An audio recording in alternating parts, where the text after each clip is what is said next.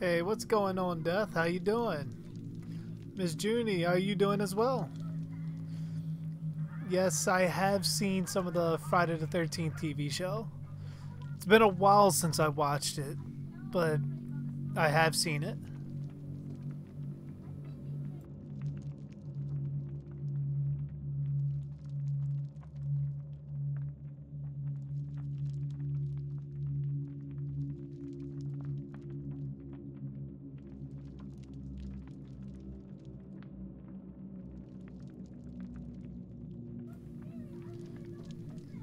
Yeah, Death, I'm pretty much back to being normal.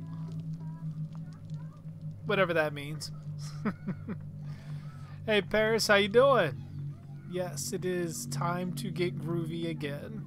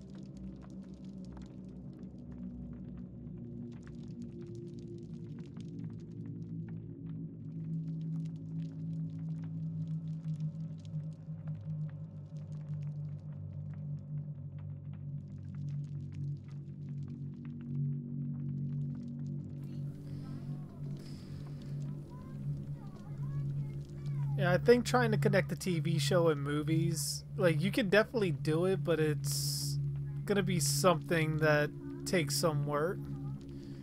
Like, literally going into the series and watching everything and just trying to connect every deep cut that you can.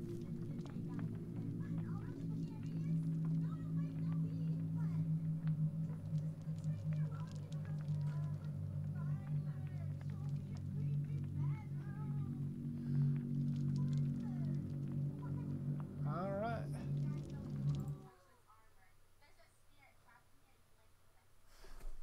Looks like we're about to be off and running.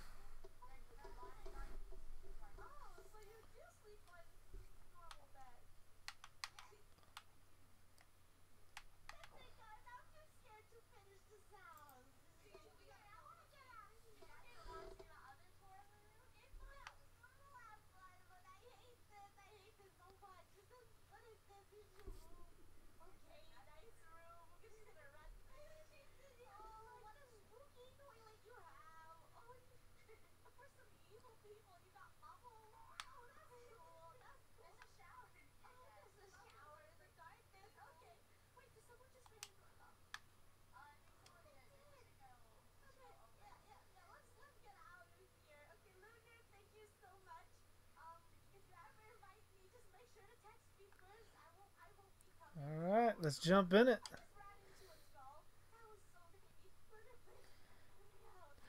Right, first we're going to be starting on a little bit on PC for Dead by Daylight. Just want to try to at least get him leveled up a little bit on here. Then pretty much probably going to jump over to console.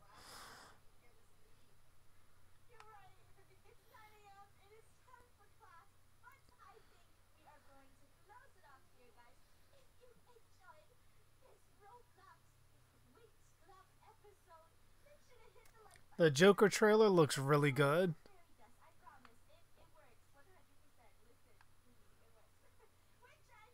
Like, I definitely am very interested in seeing what they do with that.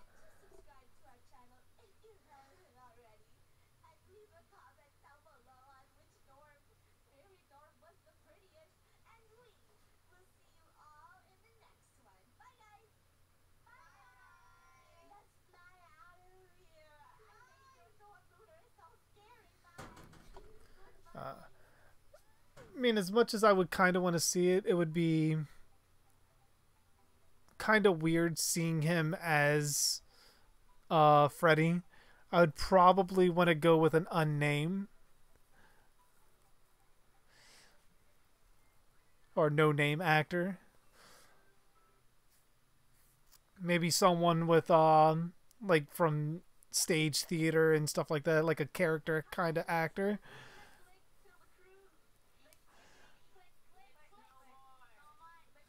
Because I wouldn't want to see like Macaulay Culkin as Freddy and instantly think Home Alone.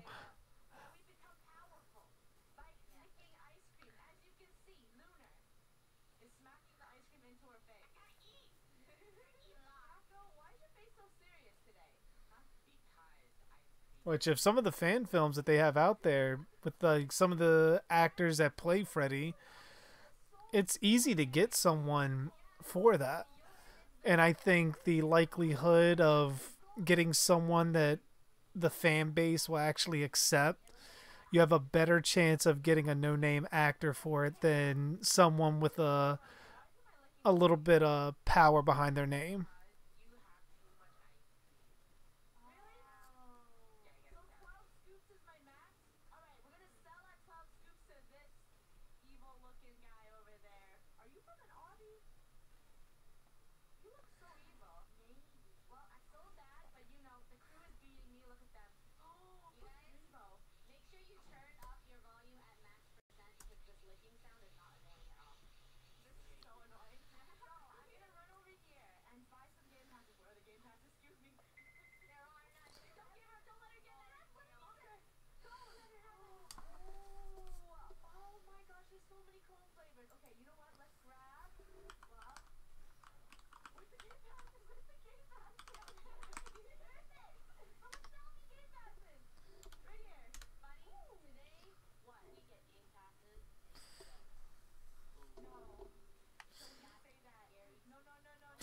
We lose one, then we get one right back.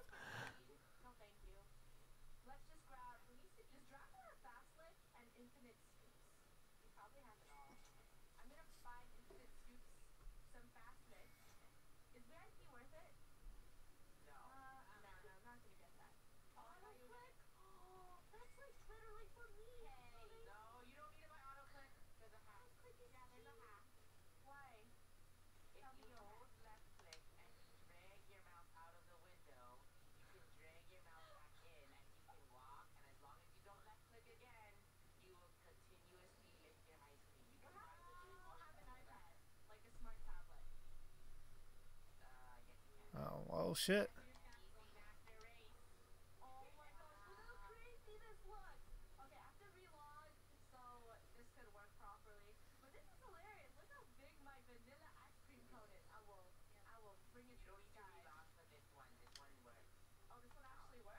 There we go. Now we got some gameplay going.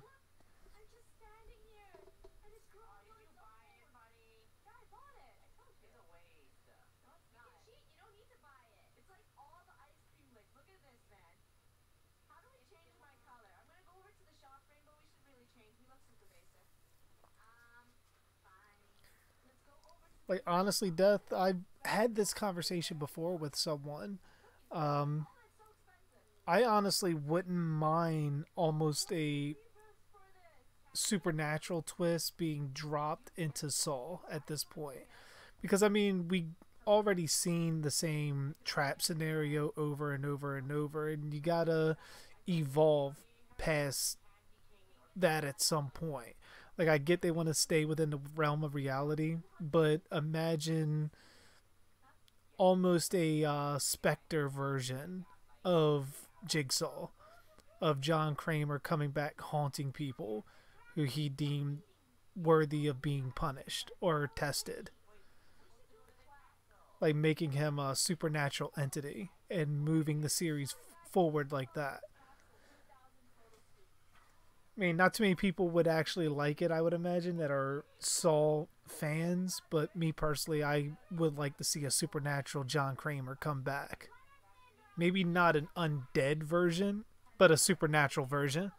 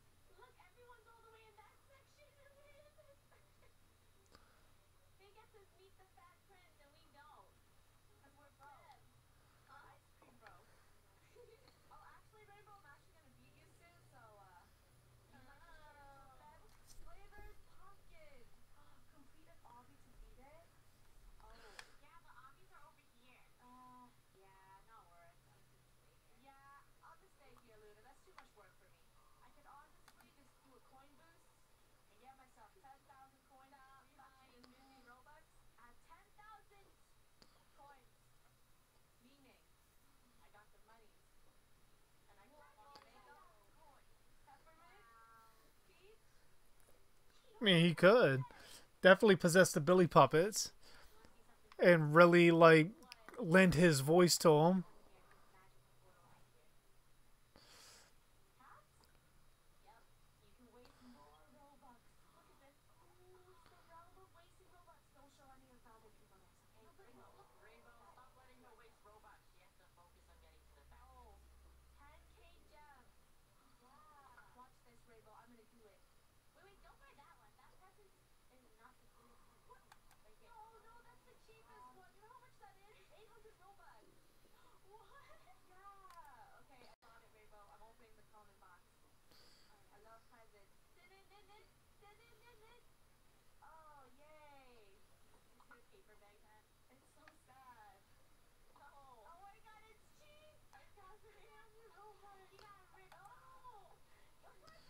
Oh, don't start killing yourself yet. We'll be right over. Calm down. We gotta get ourselves in position for this. Oh, well, nice.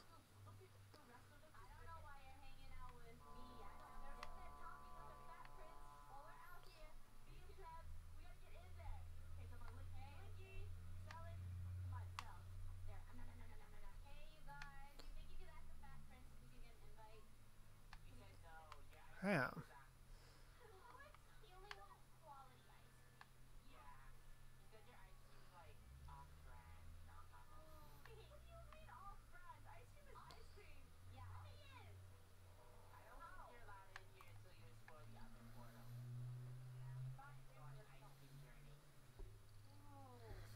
Hey, Ghost, how you doing? New name, I see. No, Death, I have not watched Us yet.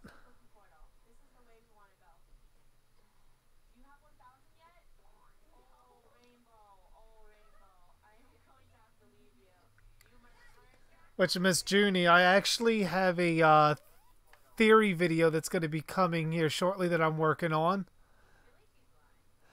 That will actually tie into that. The whole Elias and pretty much using Jason's curse.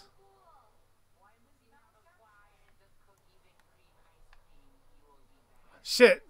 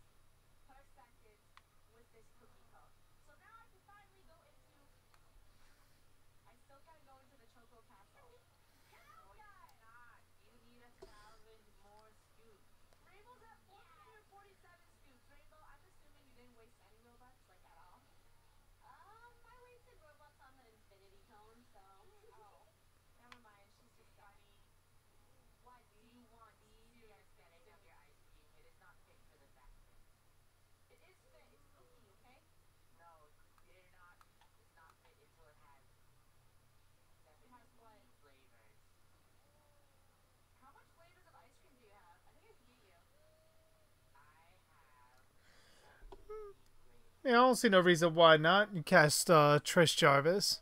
I think a lot of fans would want to see exactly where she's been at all of this time.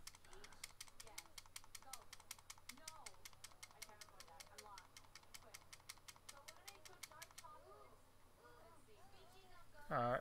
She's just gonna camp out. At least give them the hatch.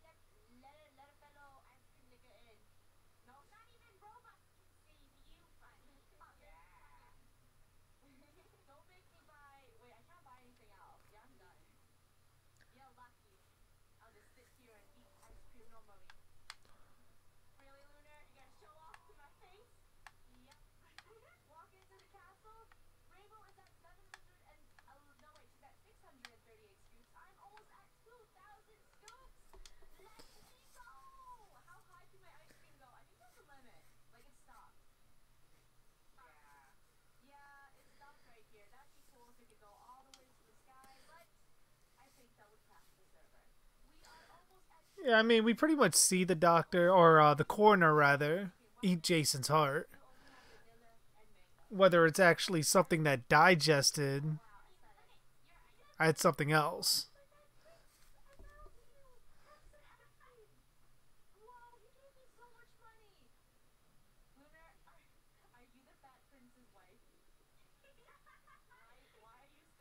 No, I did not know that, Miss Journey.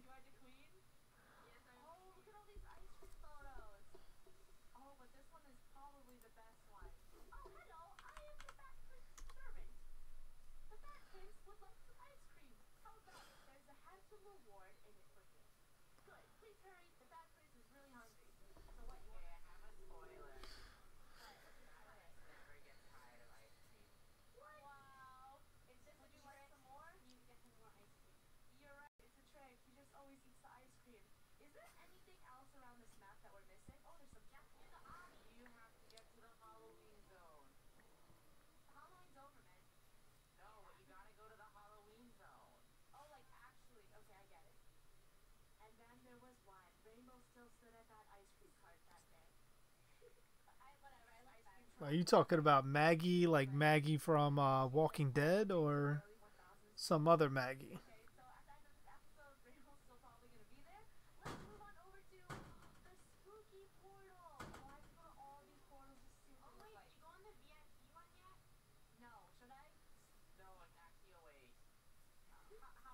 Deep fried hearts. Hey, say everything's better deep fried.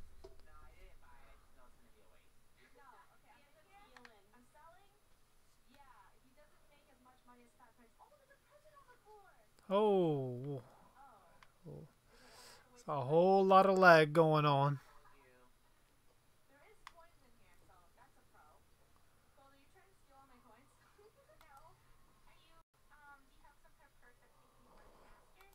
Oh shit. And a disconnect.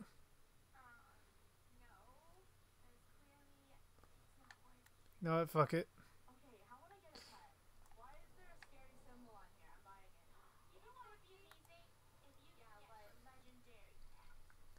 Yeah, I would probably say Maggie. I mean, Karen has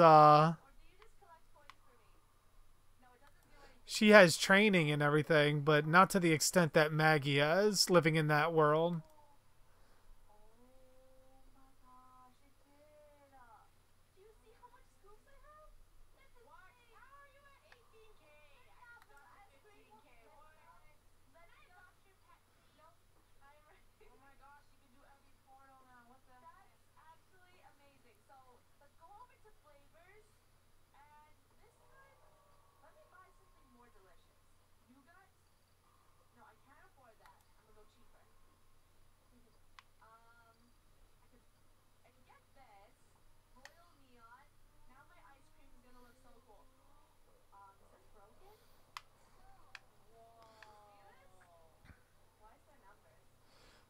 Alright, someone save him.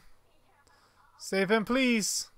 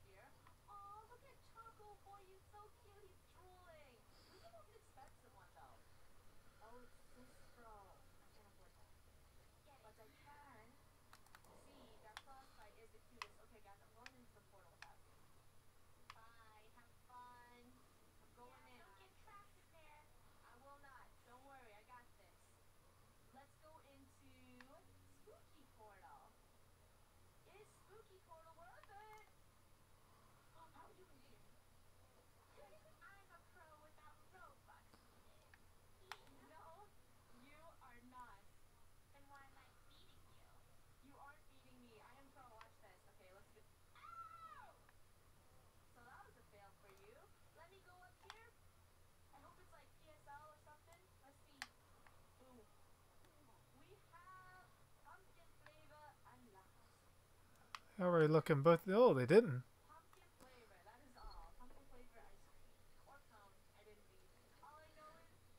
Did I turn the game sound off? No, but I'll check it after this game.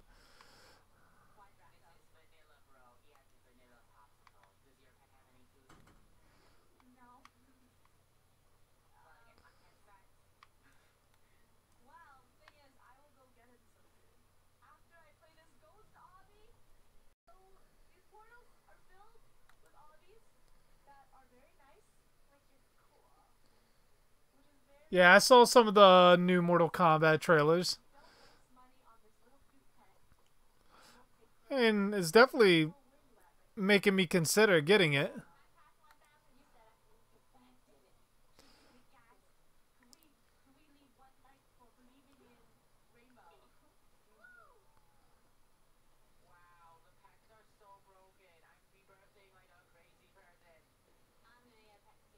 Yeah, I'd like to see Lauren Marino from the Tommy tapes. I'd actually like to see them capitalize off that entire story.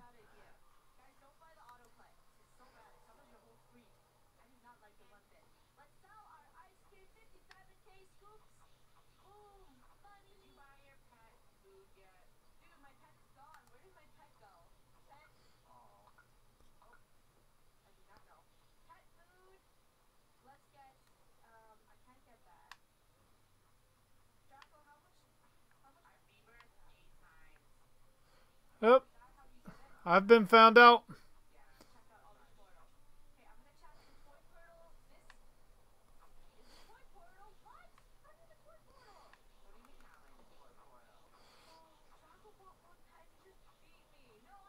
Oh my gosh, there's no pallets anywhere.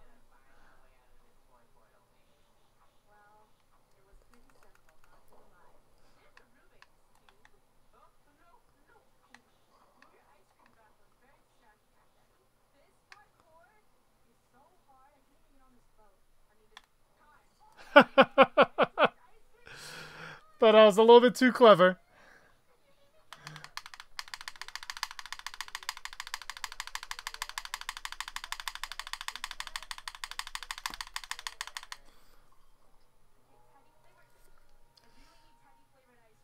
Alright, let me take a quick look at my OBS while I'm up here.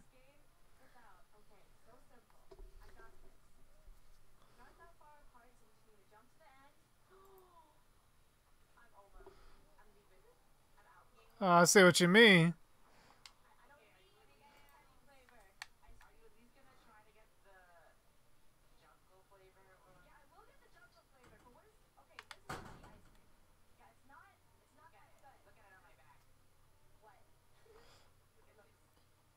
I'm doing it.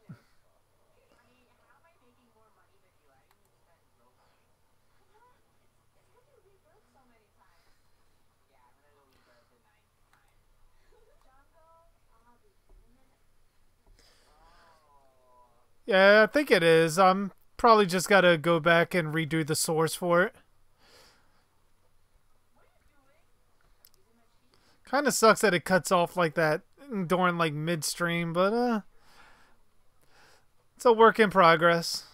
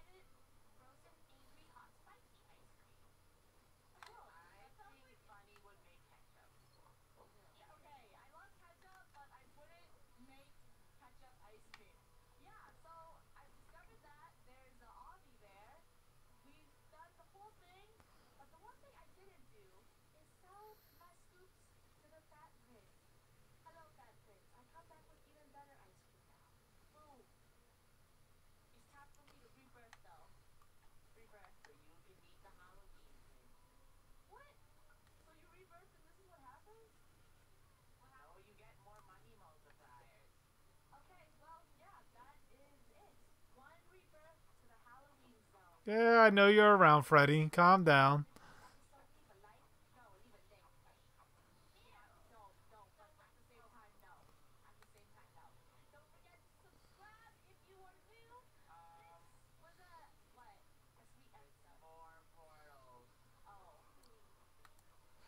Wait, am I the only one working on generators during this obvious farming run?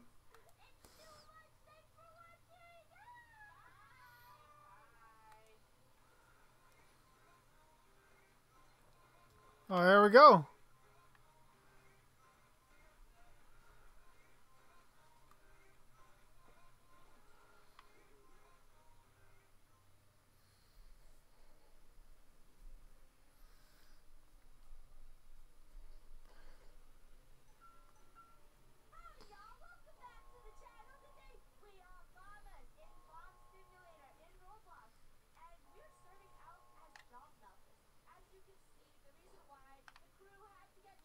Alright, I'm out. The hell with that.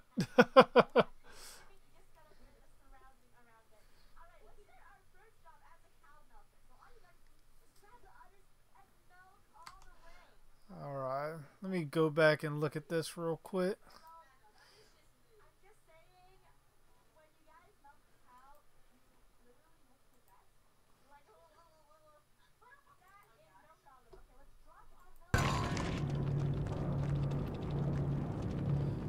Alright, are we back up and running? Can you hear me? Oh, not hear me, but hear the sound for the game.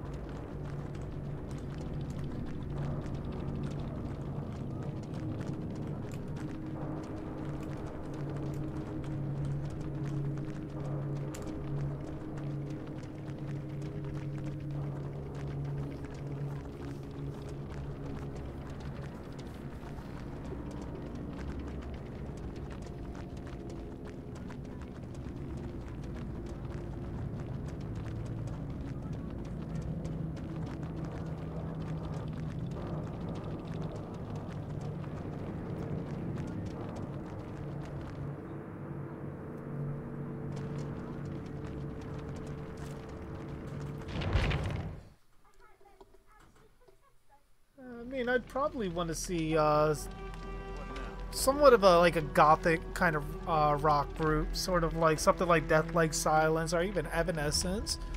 Give like a haunting kind of theme song, not even theme song, but just the overall song to capture like maybe Friday the 13th. But I've always been partial to that style of music, so that kind of draws me in.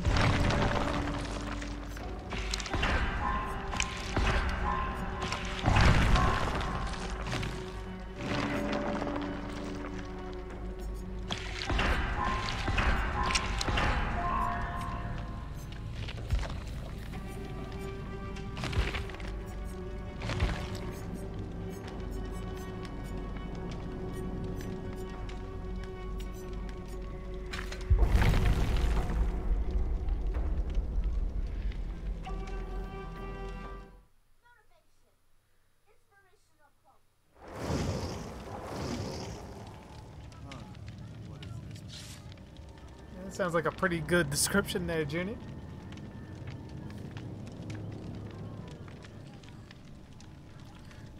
Actually, Death, I didn't mind how the survivors from Freddy vs. Jason got killed in the comics.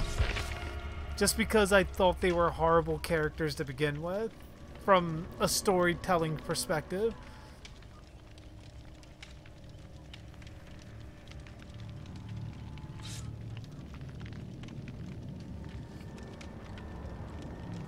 Oh, without a doubt goes Jason. It all goes back to pretty much what I said in my Halloween Michael Myers versus Jason Voorhees video. There's no version of Michael, in my opinion, that can beat any version of an undead Jason.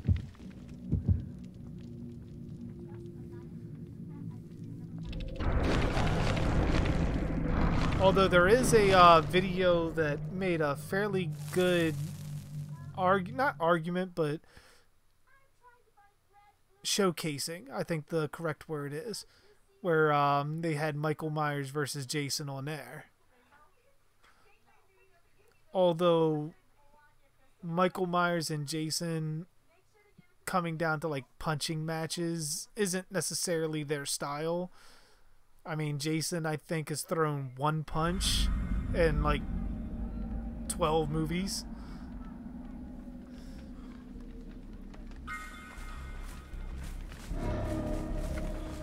Oh man, you got a thing with making me the obsession tonight.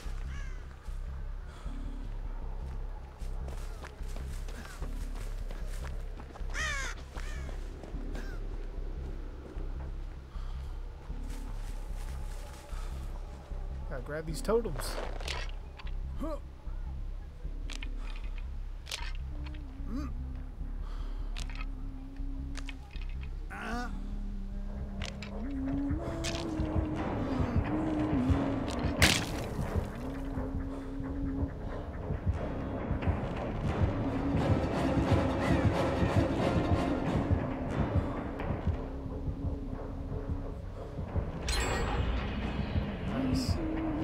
She has no idea. Okay.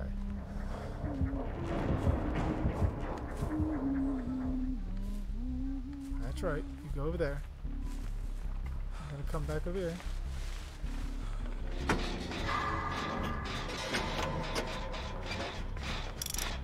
That's how she figured I was over here. Huntress's lullaby.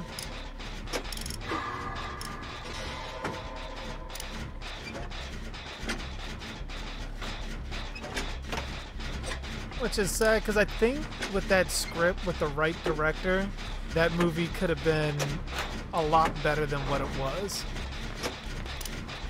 But Ronnie Yu was not the director for that movie.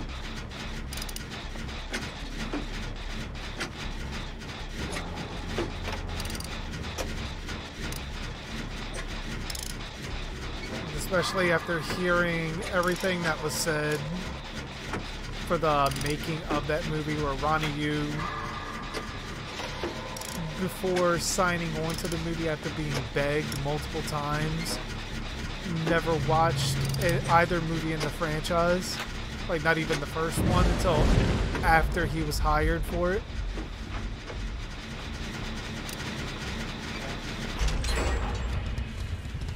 Then Bob Shaye's reasoning for wanting Ronnie Yu to direct it just threw so much disrespect to both franchises.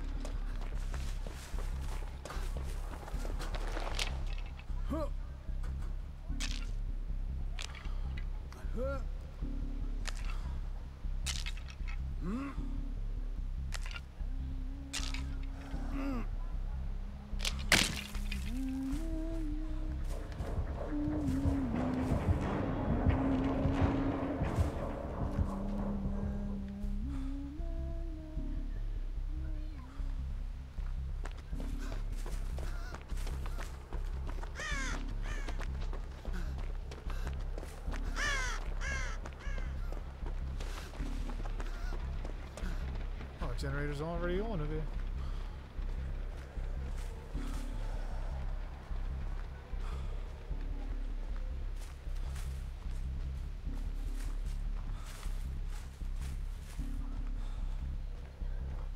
I don't want to do that one over there because it's going to lock us all over here in tight corridors. I don't want to do that.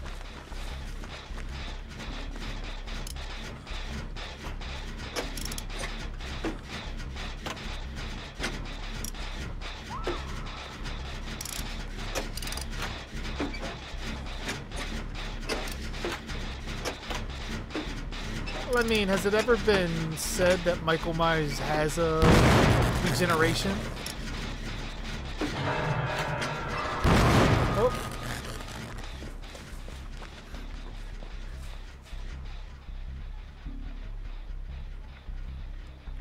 Because I would imagine with that, out of the two of them, then it's likely Jason has the faster one.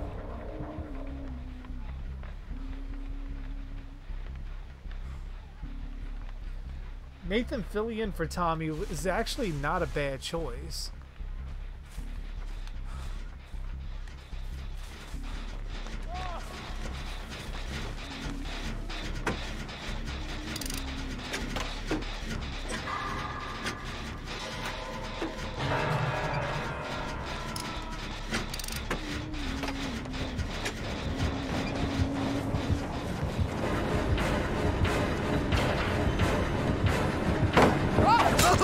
She got me.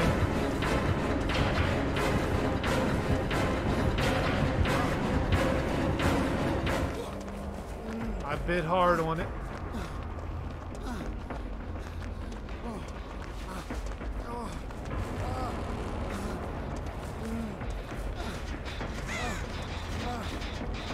How's this generator over here not done yet?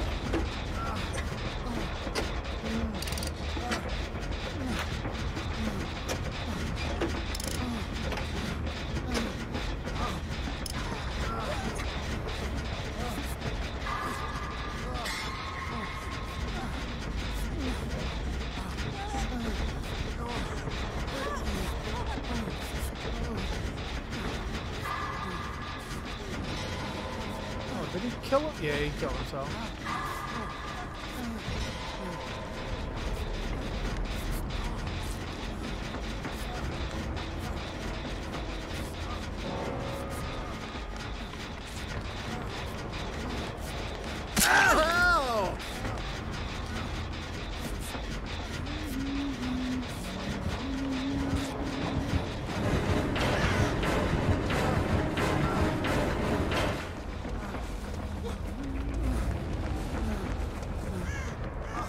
Where is this other person at?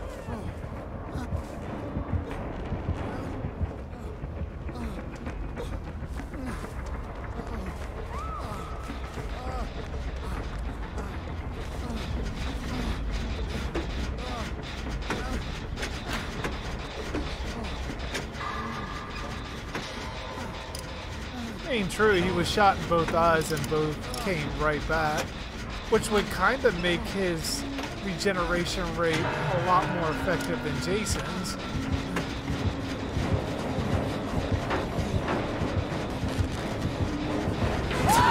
I thought she was going to run the other way. But quite literally, this guy's just been running around the map.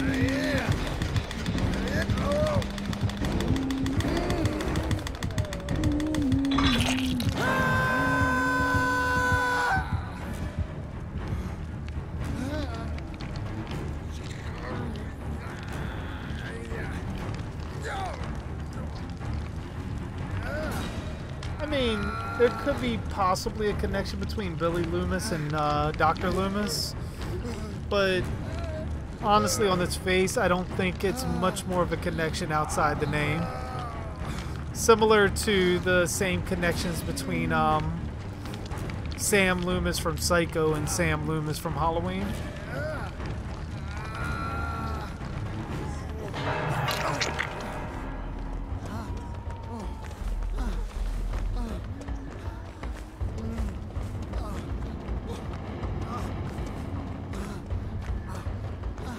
God, I need self-care.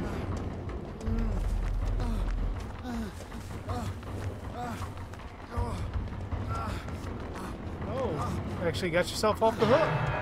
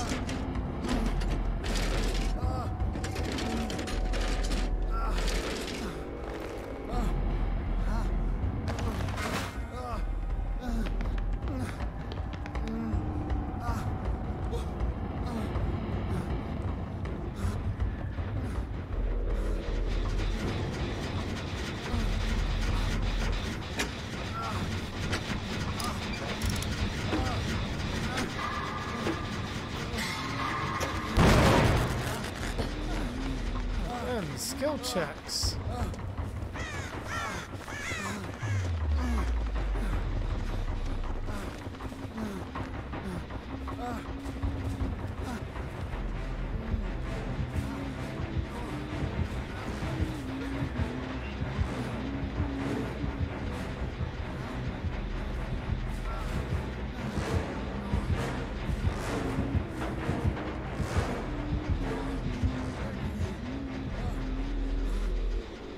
I think Michael Myers would probably kill Daryl Dixon.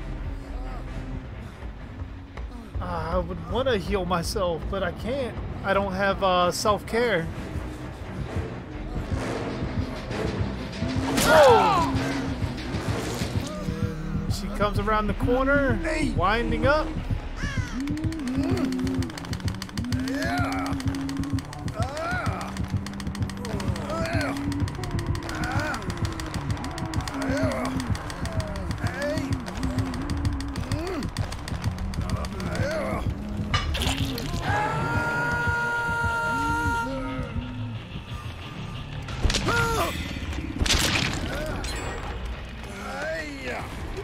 And he just gave away his position.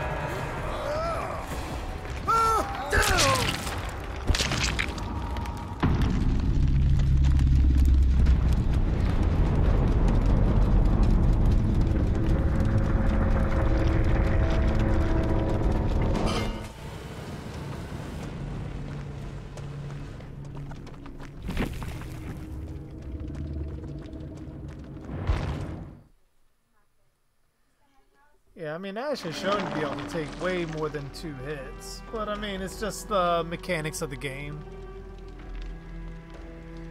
But also, that's why Ash also has the perk Medal of Man.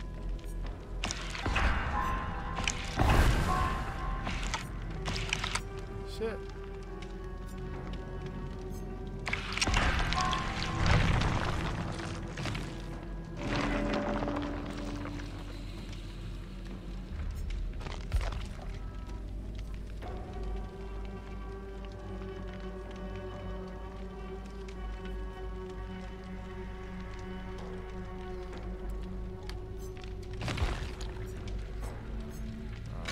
Bring in a med kit because I keep finding myself in situations where I greatly need one.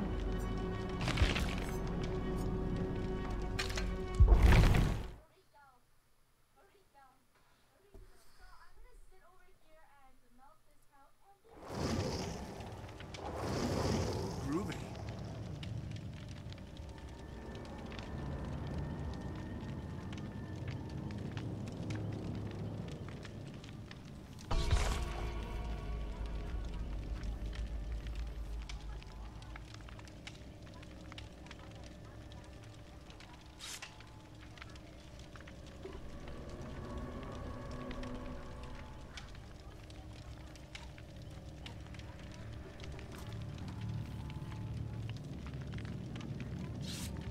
Negan versus Part 1 Michael with only Lucille.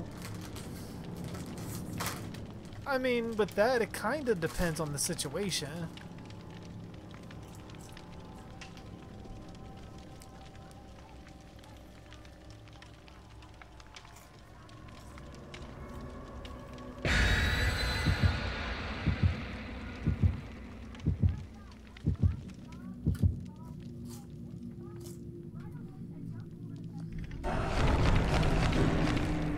I think Tom McLaughlin would have probably been a better choice for that, considering how he did Part 6.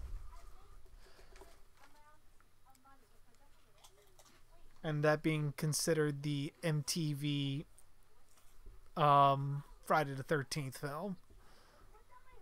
So something like Freddy versus Jason would have been right up his alley with that. I feel like we've been here before. And I'm the obsession again.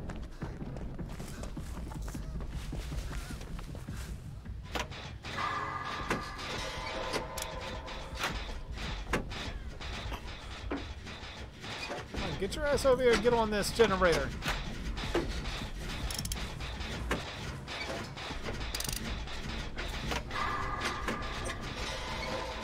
Don't be scared.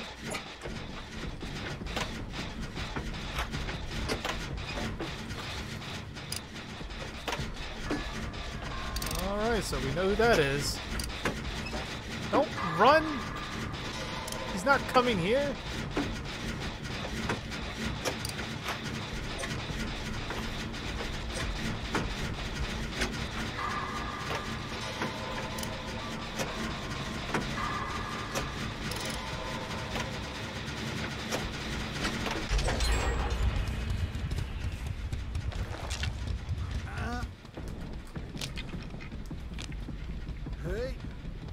Keep forgetting I have the perk. Every time we finish a generator, I can see where the killer is for a couple of seconds.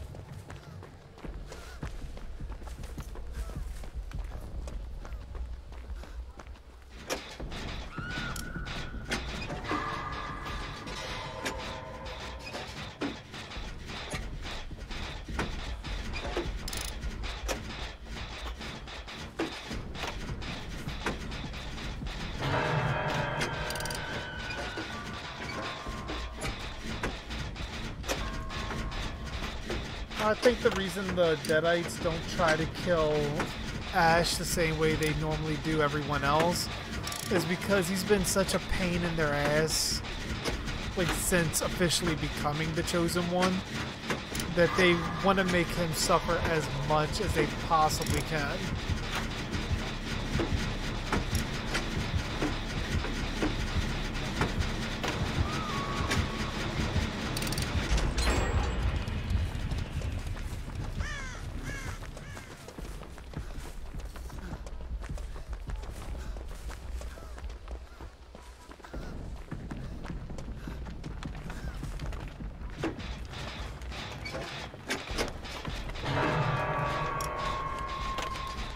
Wesley Snipes as Creighton Duke. Honestly, if I was going to bring Creighton Duke back, I'd bring back the original actor for it. Since him and Wesley Snipes are fairly similar in age. The only way I would recast is if I'm going back for a younger actor to expand on his origin.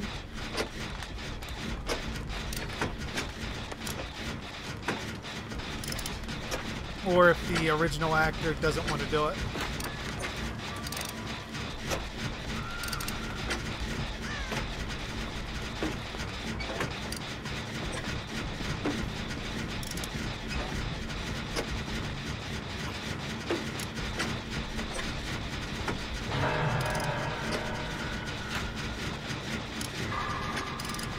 Oh, well, that sucked.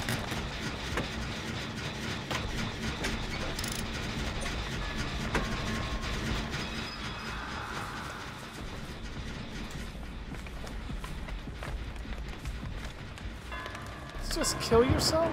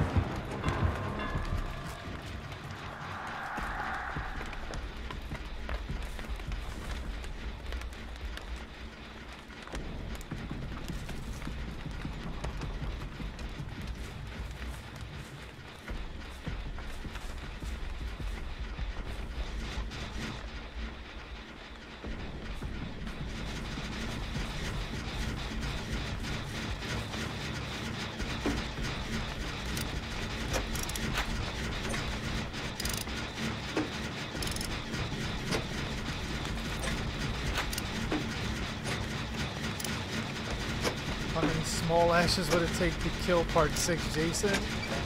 Probably a lot. And even then, I see a scenario where they would have to get inside of Part 6 Jason to actually make it happen.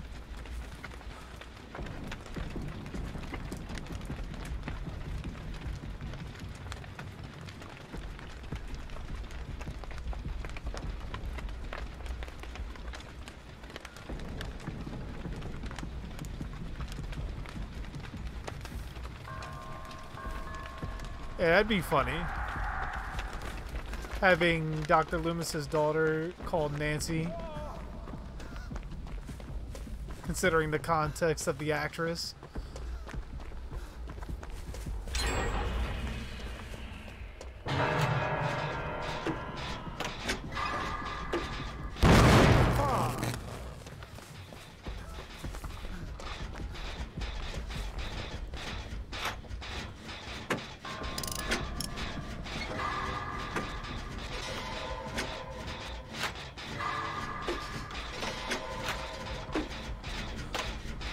Extremely risky, blowing up a generator and then being this close to it.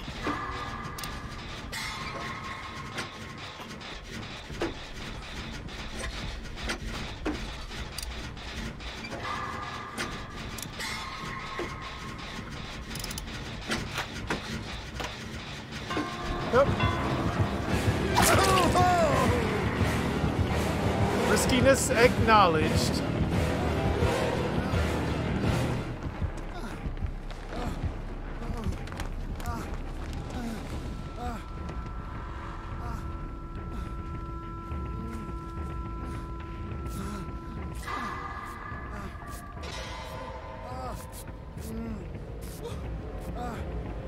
100 small ashes versus Chucky. Probably the small ashes on that one.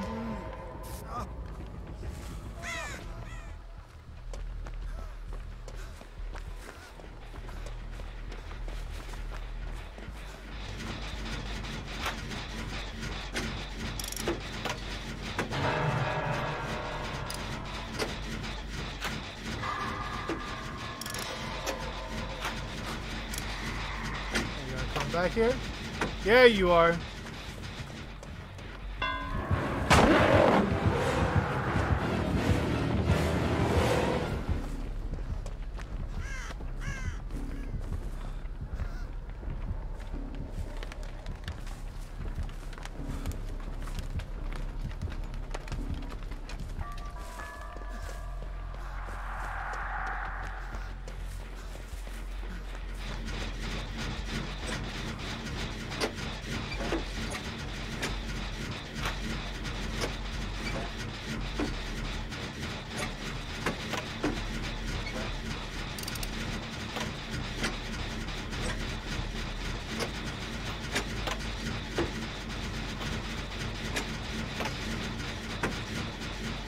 Almost there. Don't come back yet.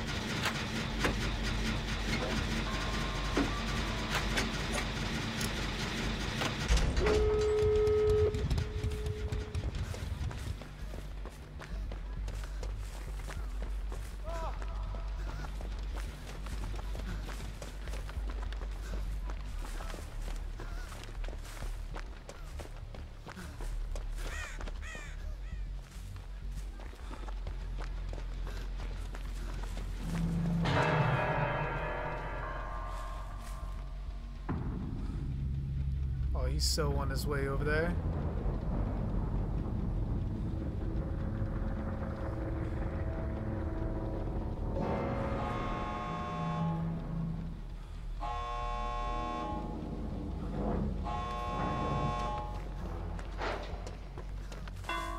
Please don't have no Ed. Please don't have no Ed. Oh, you don't have no Ed. Thank you.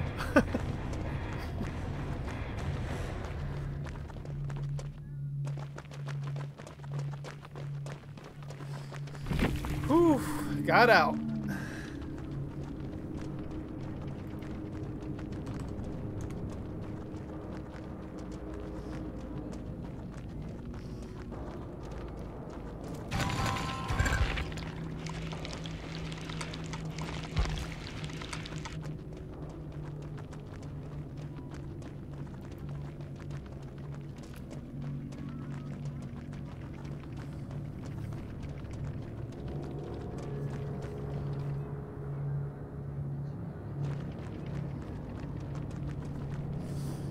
Yep, our first survival of the night.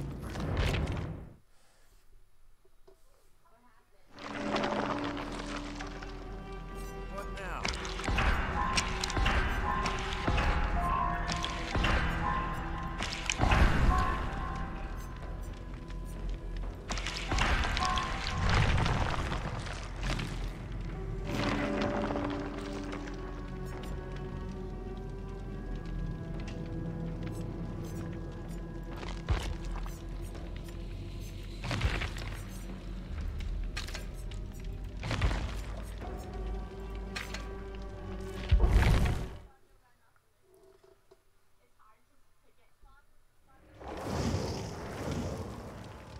Groovy. Is it my second? Am I losing time?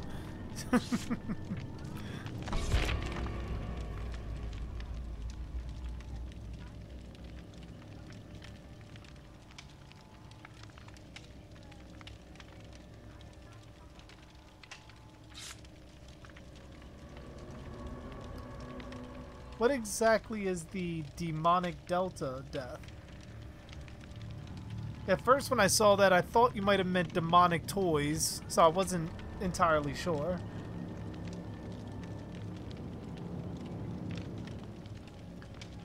Dolph Lundgren as Leatherface in the reboot, or remake rather. Either one. It's about the same thing because it's falls within both categories of what I said both should be. I mean, granted how volatile and intense the remake version actually was, wouldn't have been necessarily as needed for Dolph Lundgren to have that role, but it couldn't have hurt.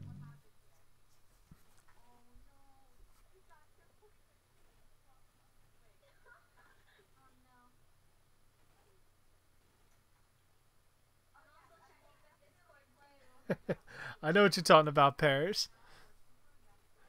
I remember that episode. The bad memory disease.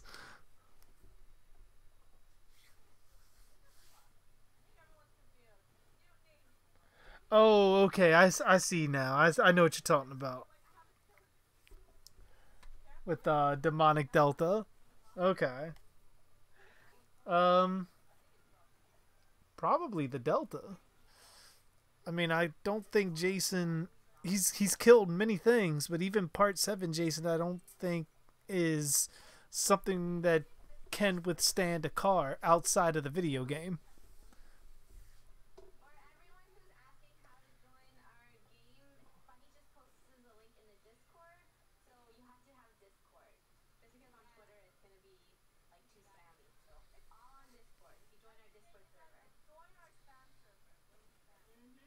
Who would I cast as Elias? Funny thing is, the first thing that popped into my mind, I can't remember his name, but the guy who played the Hound on Game of Thrones. I would like to see him play Elias.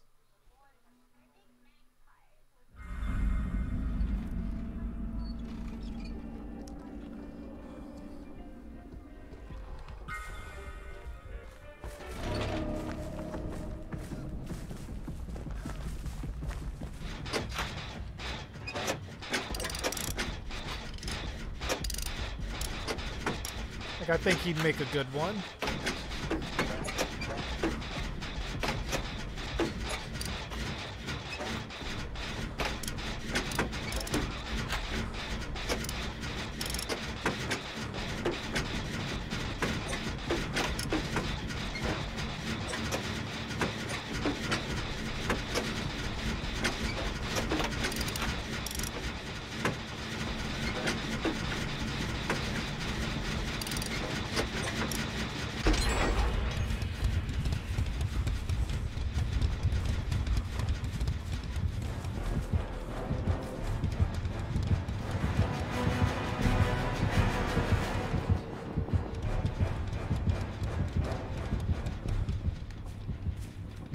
Can't tell if that's the pig or not.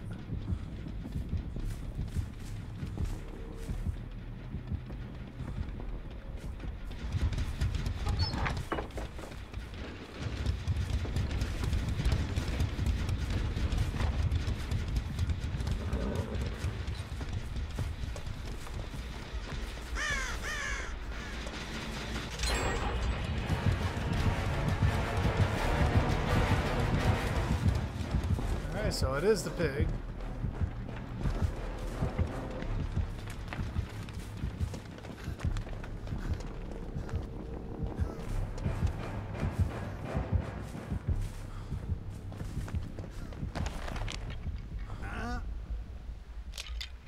Season 1 Ruby versus Part 2 Michael.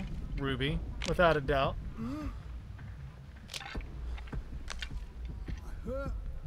Oh, that's his name.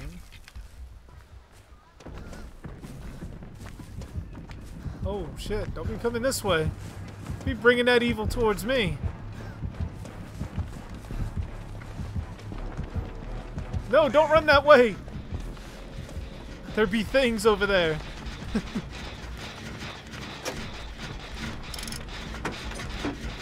Roy McCain.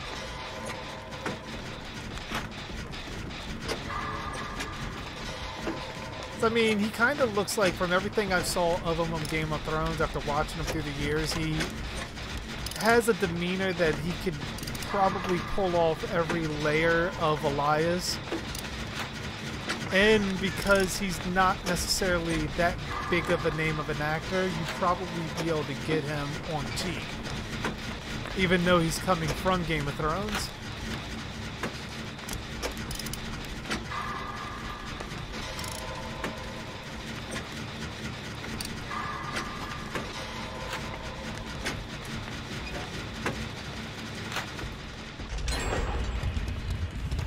The hell is...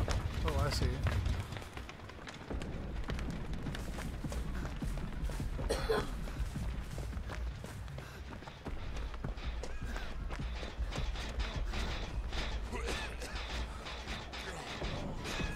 Stop. Let me heal you.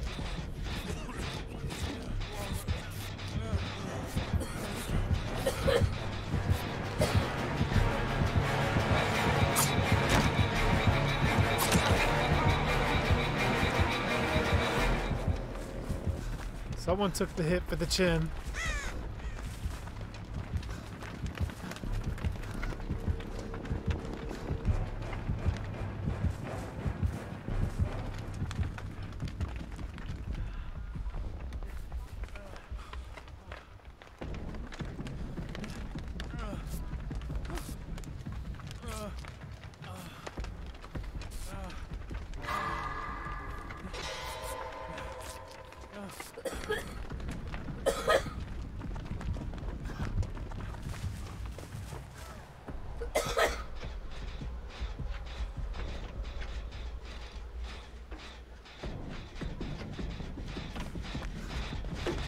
How would I kill Jason in Friday the 13th, 13? I mean, Paris has a pretty good suggestion there. But honestly, the way I would finally kill Jason is pretty much making it where my one theory actually became true. And the whole purpose of him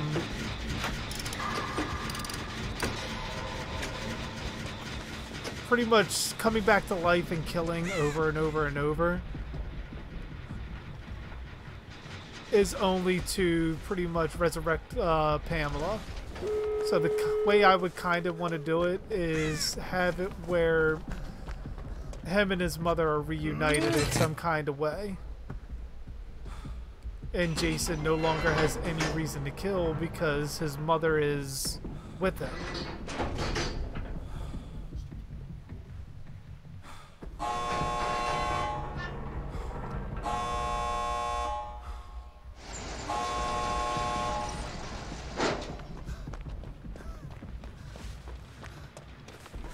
I know this is gonna bite me in the ass.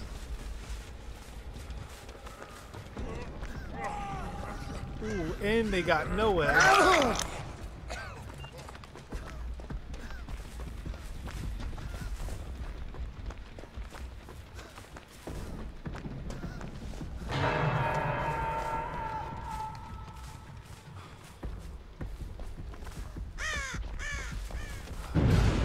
Nice.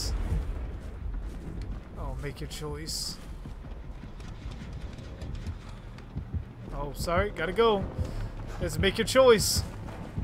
I ain't fucking with it.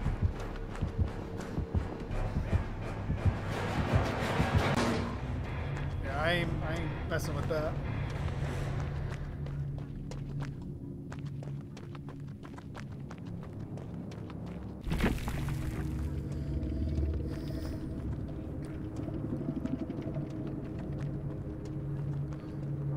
I mean, having someone coming back as Pamela is going to be hard to do.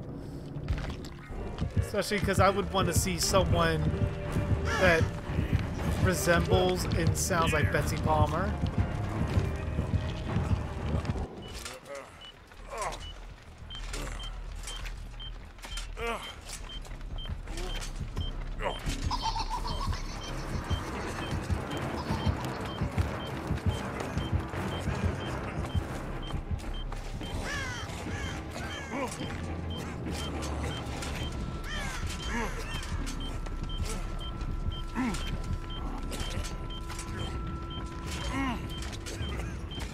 Yeah, I could see Ash getting a pig leg.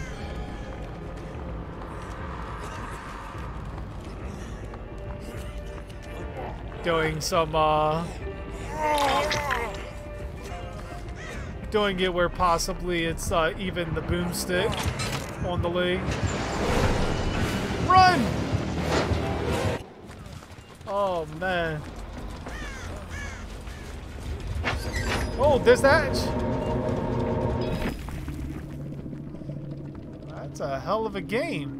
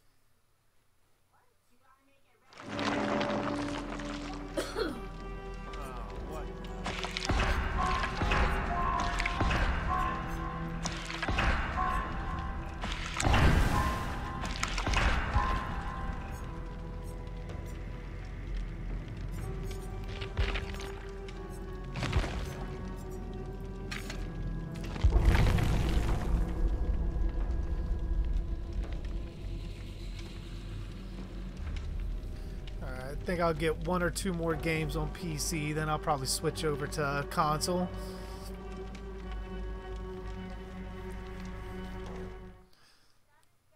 Feel like the difference between the two. I mean, I said it before, it feels like the PC version of this would likely be the way to go. Just because everything just feels so much more fluent.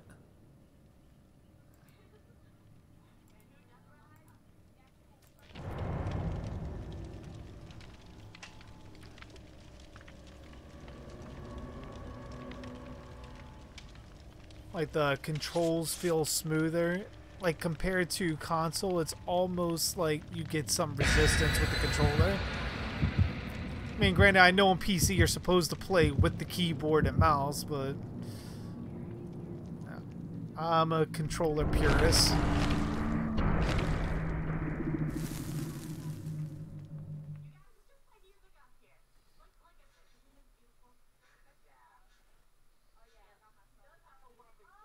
That's not a bad pick, Miss Junie.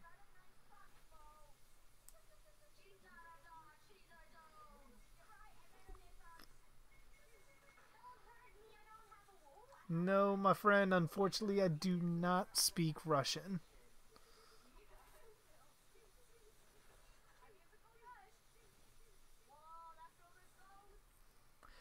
I think if you put Kelly and Pablo against Part 1 Michael, unless Part 1 Michael has them at a disadvantage of being able to hide and get them through stealth, he'll have the advantage in that.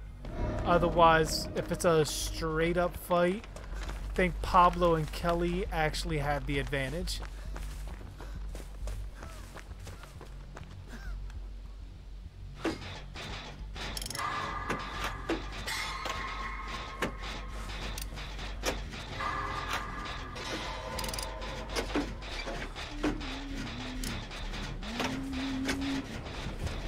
Huntresses tonight.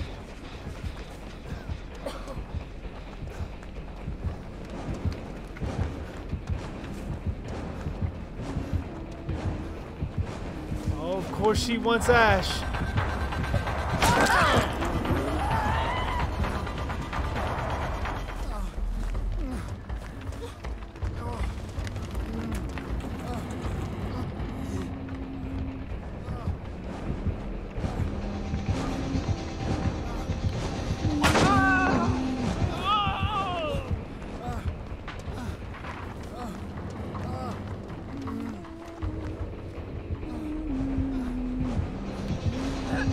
Oh, she... I guess there was only so many times she was gonna take that.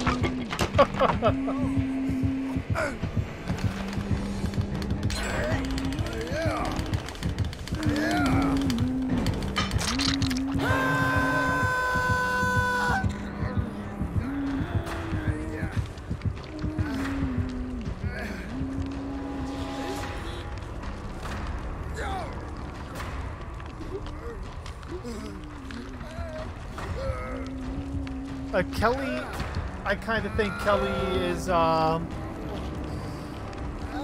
with her, she has a lot of tendencies that Ash does. If I remember right, in the TV show, they were actually even thinking of possibly making her Ash's daughter.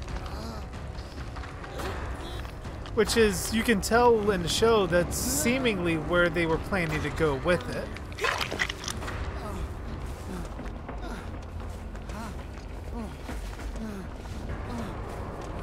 Pablo, on the other hand, I think both of them together represent Ash at different stages in his life. And they have the same, I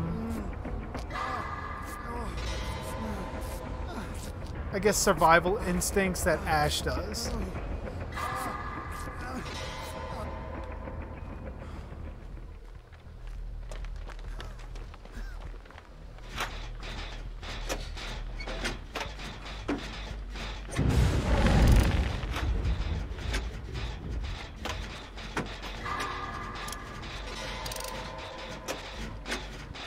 My Maggie Grace playing Tina.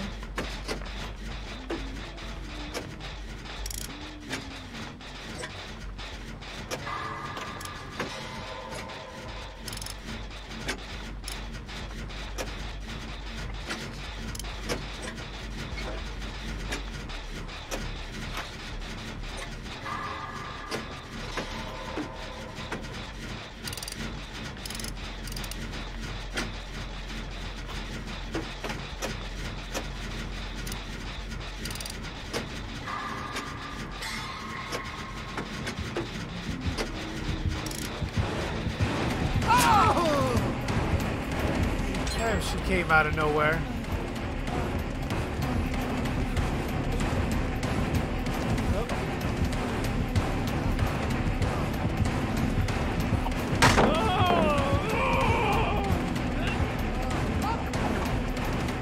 Oh shit.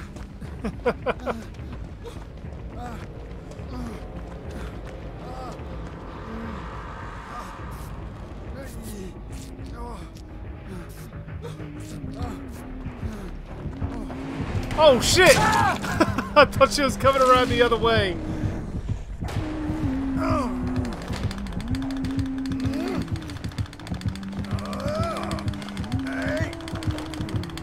Well, I think that was the point of Ash seeing her like that, was to give that creepy old man factor.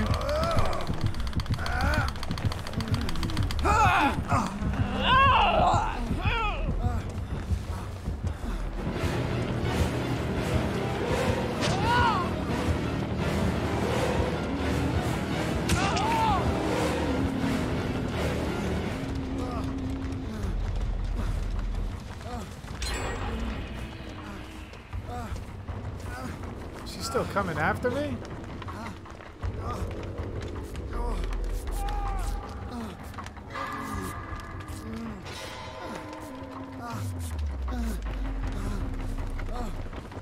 Shit.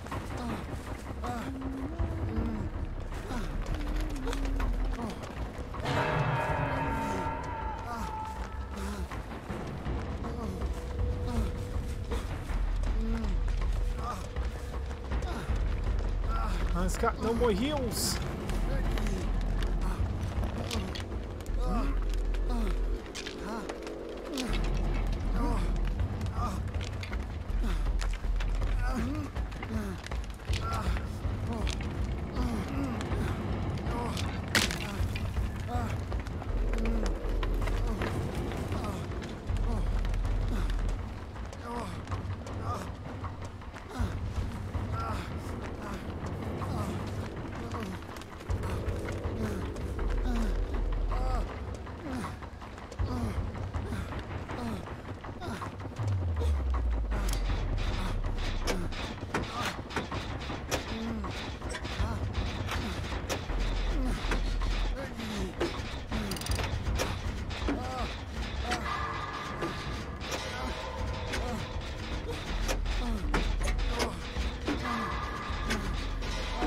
I'd honestly want to see Ash's daughter with Kelly and Pablo come back.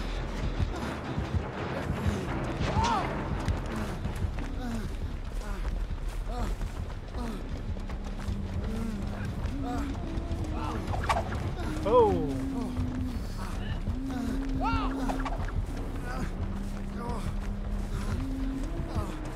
Got a hell of a wind-up.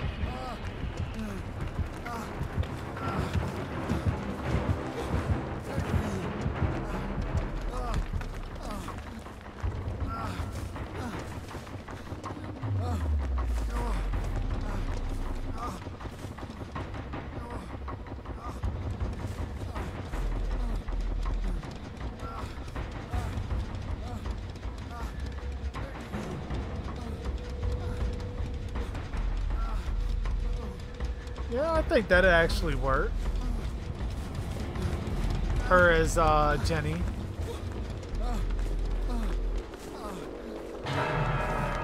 Not bad with the choices.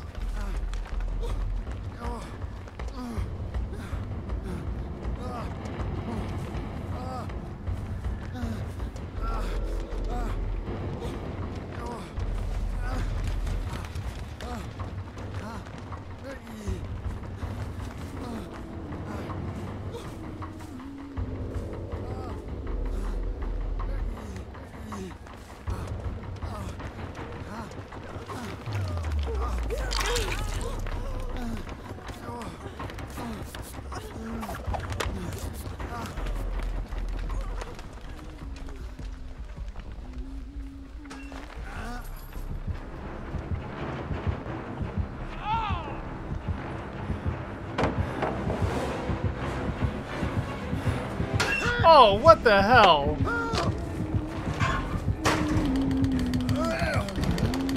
And I just got healed.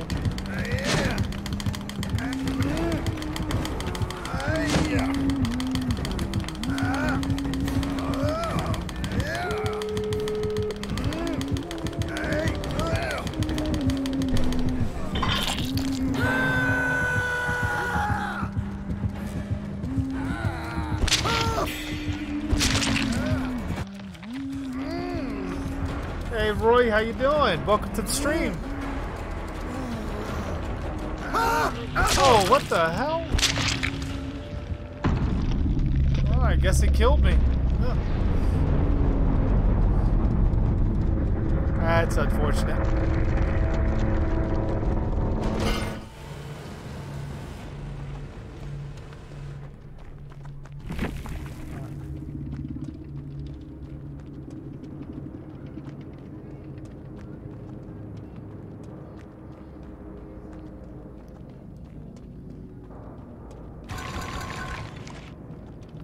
Pretty much murder by hentai.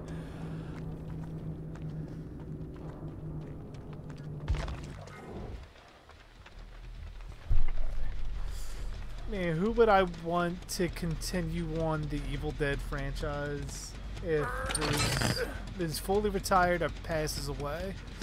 Honestly, I think they got it in good hands with the actress that played Kelly, the actor that played Pablo, and the girl who plays his daughter. They could carry it on from there.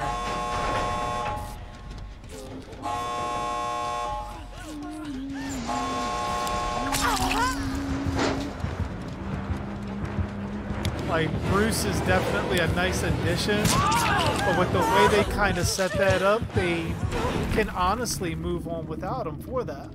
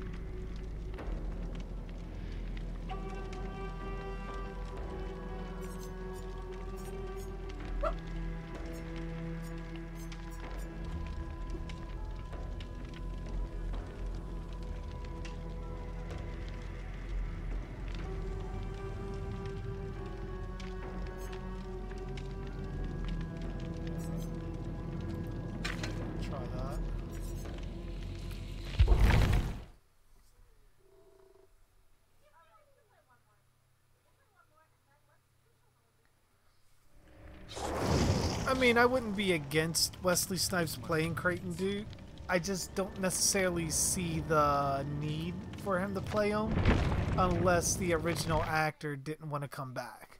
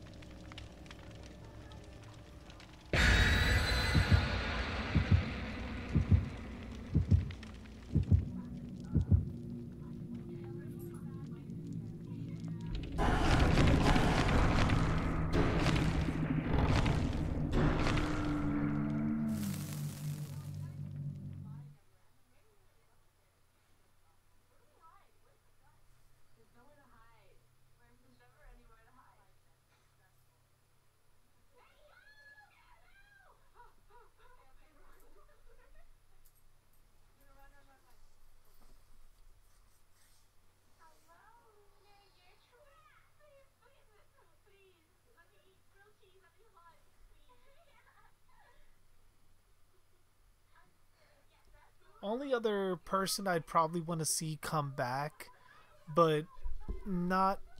Well, I mean, if you've seen some of my videos, then you know the way I would want them to come back, is Chris Higgins. I would love Chris Higgins to come back and actually be not the next killer, but a killer. Sort of like a stand-in for Jason. Like if you watched my video of how I would have done Friday the 13th Part 8, not necessarily Jason Takes Manhattan, but I would have done it where Chris was actually the killer. And pretty much at the end of the film, Jason does make his return and he does kill Chris. It's sort of like a reunion from Part 3 finally coming full circle, where Jason kills Chris and finally finishes what he started in Part 3.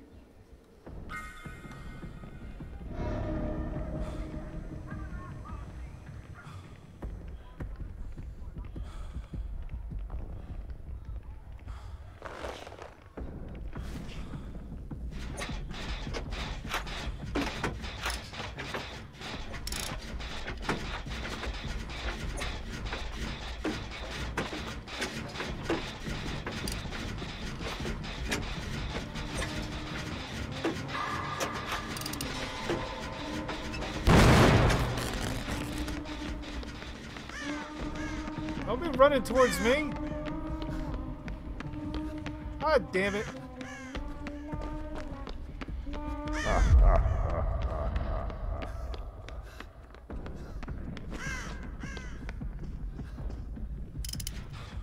I realized someone must have dropped off again.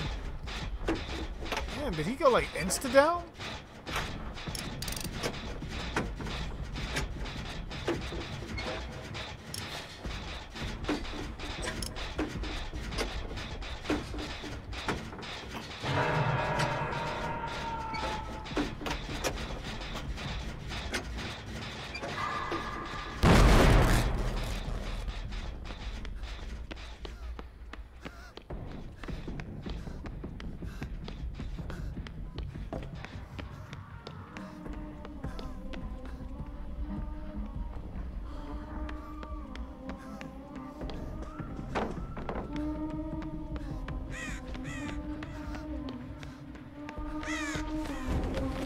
Oh, wow.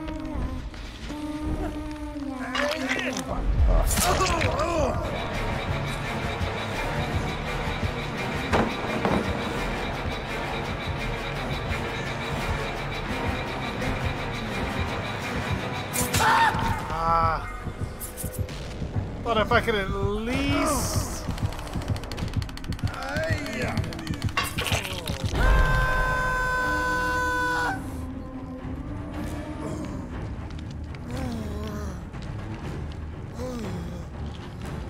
It would take a whole lot of little ashes to take down the Demon Delta. Ernie Hudson wouldn't be bad for Creighton Duke.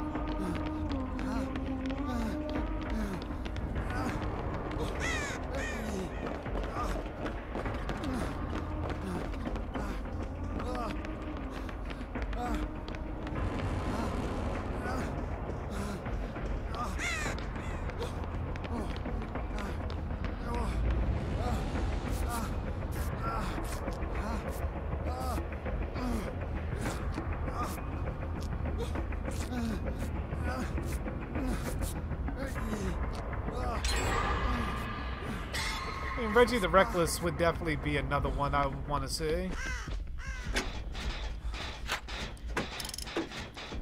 But I would want to kind of see Reggie be the flip side of Tommy Jarvis, where he, like where Tommy you might depict as the hero in one, I want to see him be the one that profited off surviving a serial killer. Sort of just to give a balance.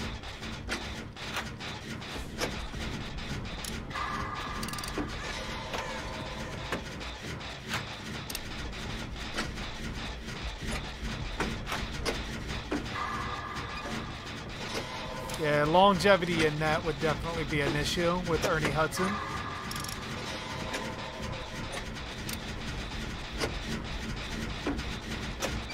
I didn't even realize we got a generator done.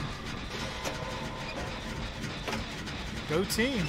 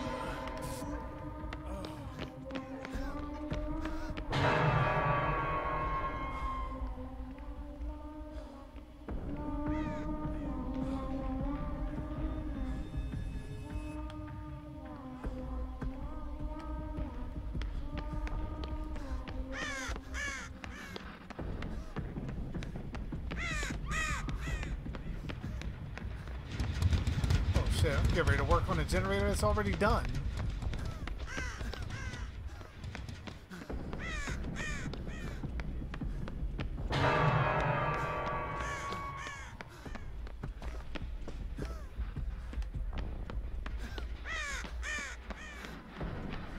Oh shit.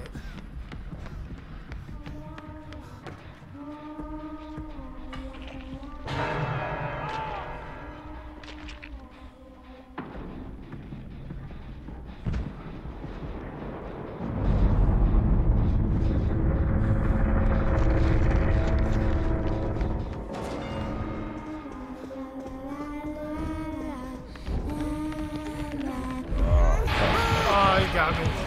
There was no saving that one. Probably shouldn't have went for the save, but I wouldn't be Ash if I didn't.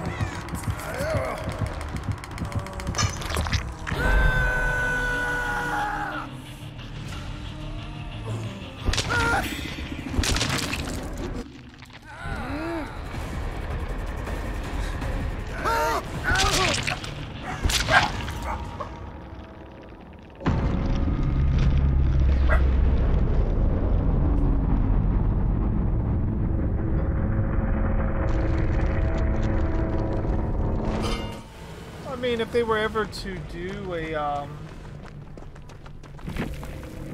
sequel with Creighton Duke, then pretty much, I mean, they could always do it at a future timeline where Creighton Duke would match the age of the actor.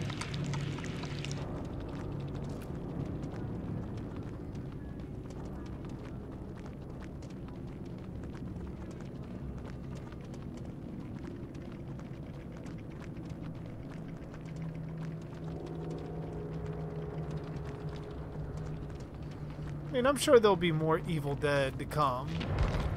Like, with franchises like these, as we see, you can't keep them down for too long. I'm only surprised that A Nightmare on Elm Street hasn't come back out at some point.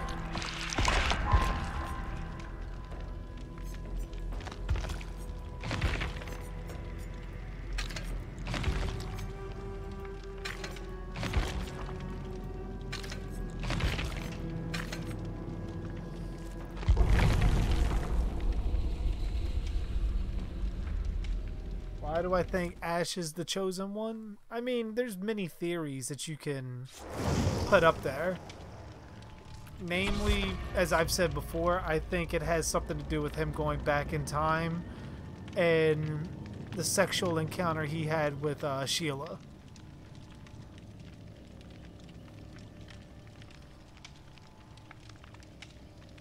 Which, if you've ever seen the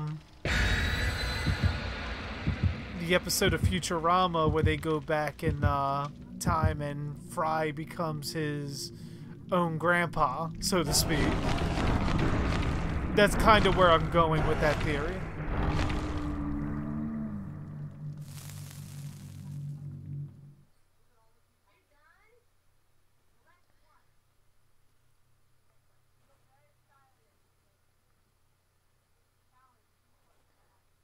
Tyrese as Reggie the Reckless. I mean, it's not bad. He'd definitely be interesting in the role.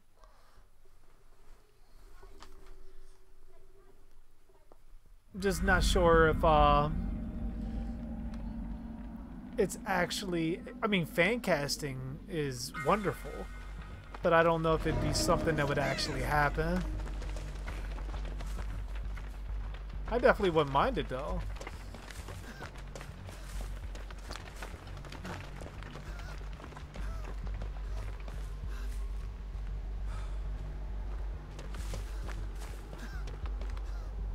Total.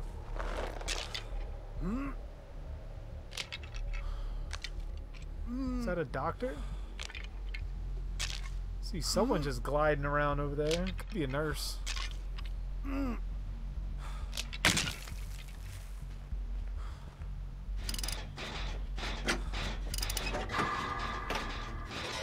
hex ruin.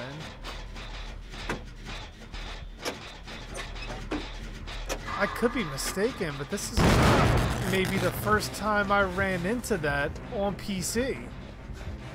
Oh, I see who it is.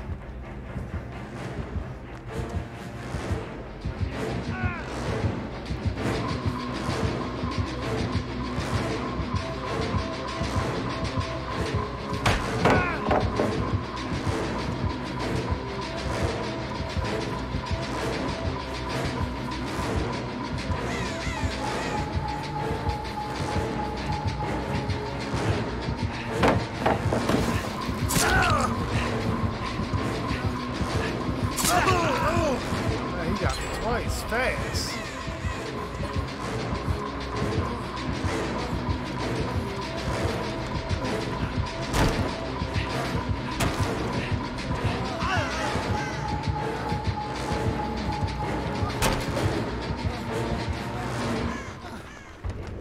Holy shit, I escaped them.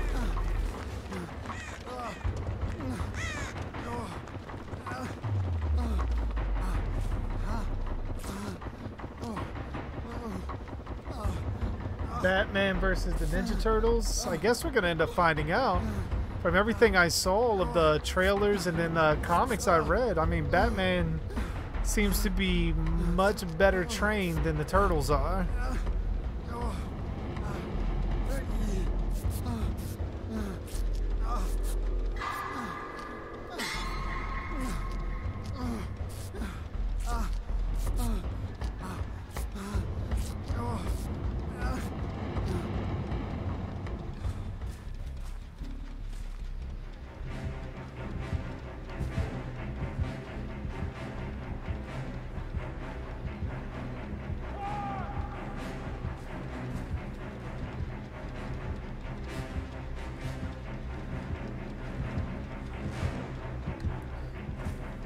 I mean, I see no reason why they couldn't get Robert Englund in any sound booth to do the voice for Freddy. But I think from a horror movie perspective,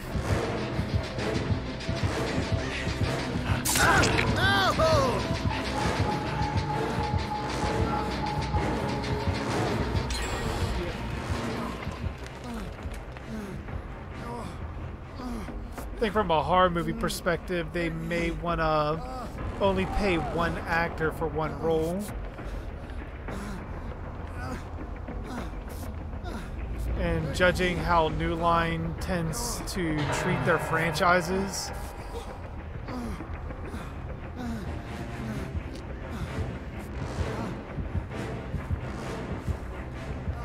I honestly would not doubt pretty much them just casting any name that they could find. Whether it sounded like Freddy or looked like Freddy or not.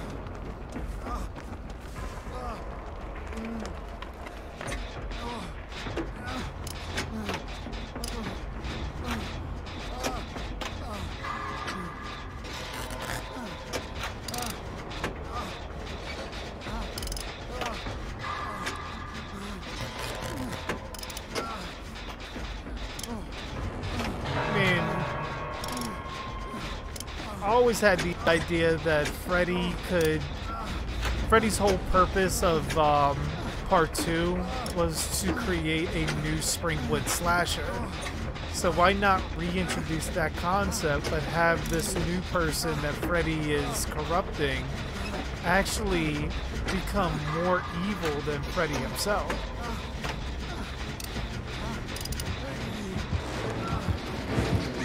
Oh shit!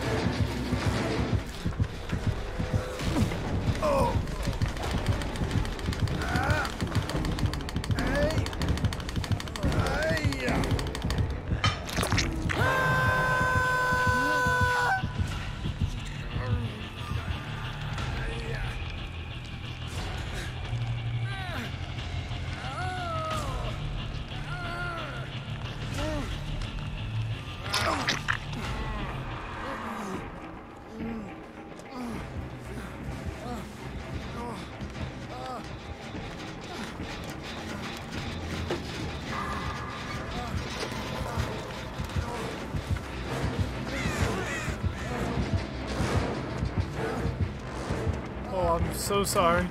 I did not mean to bring him over, but this has got to happen.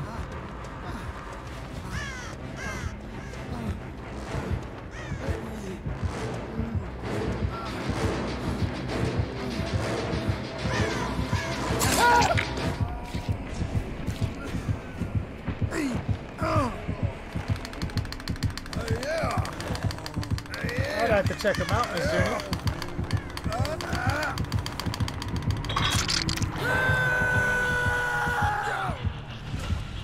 Starfire versus Phoenix. I would probably go with Phoenix on that. Starfire is powerful, but nowhere near Phoenix level.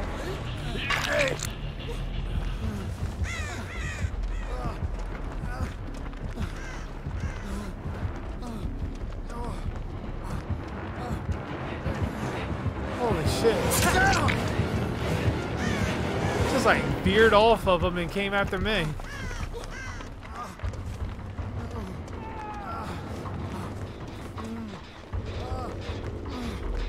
Hey, come back!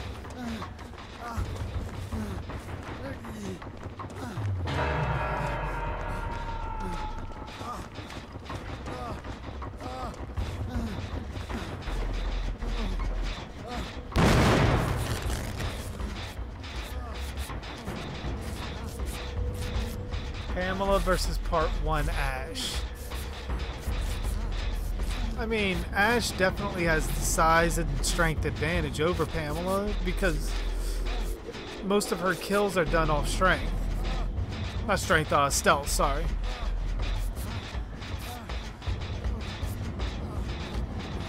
So if it's a head-up fight, I think Ash would win.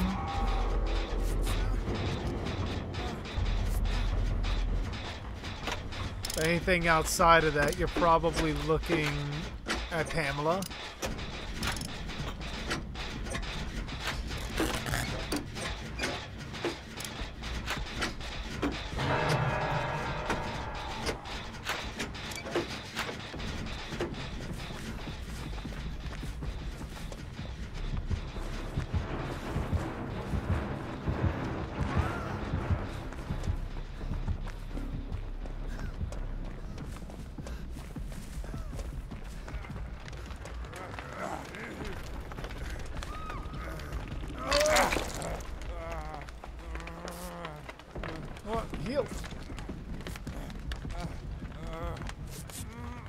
The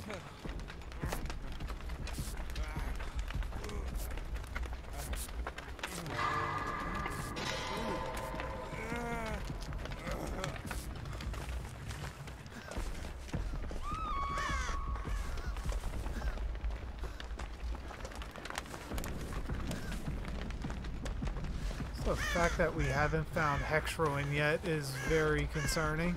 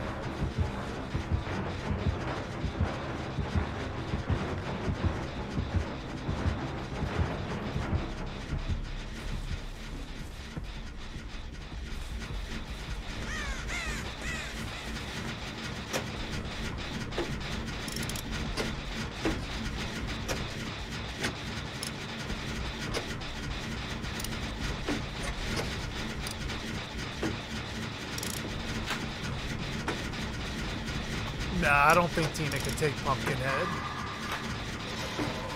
Not at all. I think Pumpkinhead's presence alone would send so many psychic waves towards her that it may give her a seizure.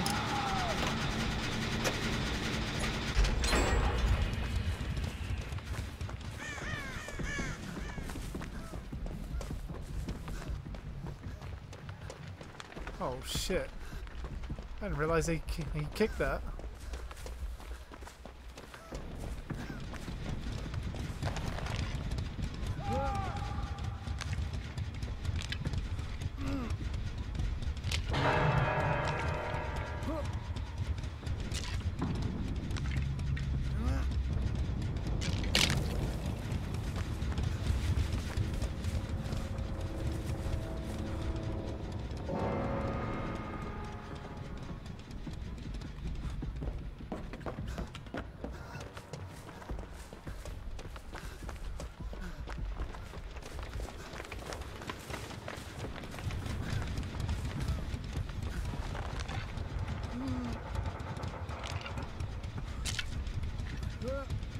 Yeah, the pumpkin patch for this would be something that I think they can really work with if they were to ever add Pumpkinhead into the game.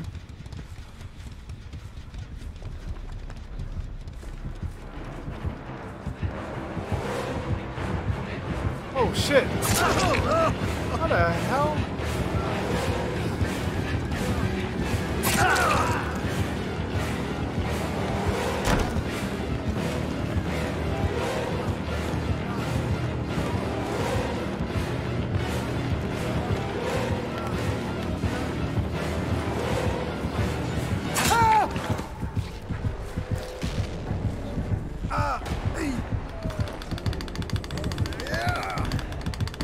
Find the hatch!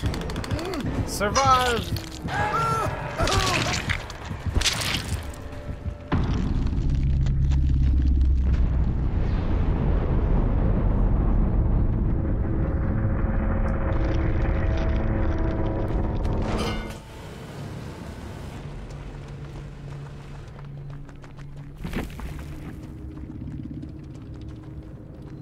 Raven versus Shadowcat?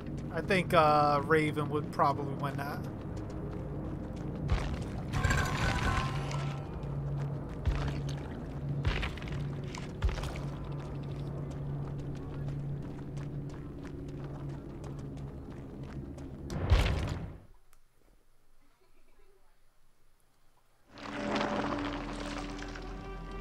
What now? Which,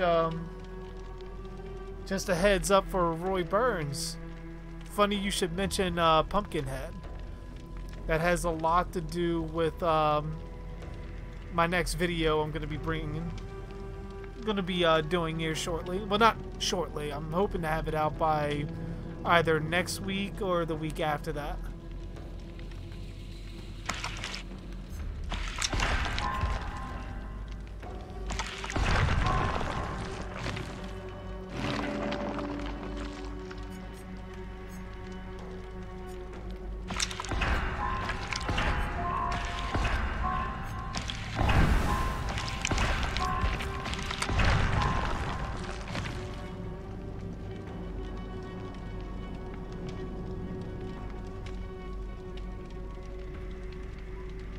Yeah, that'd be pretty cool.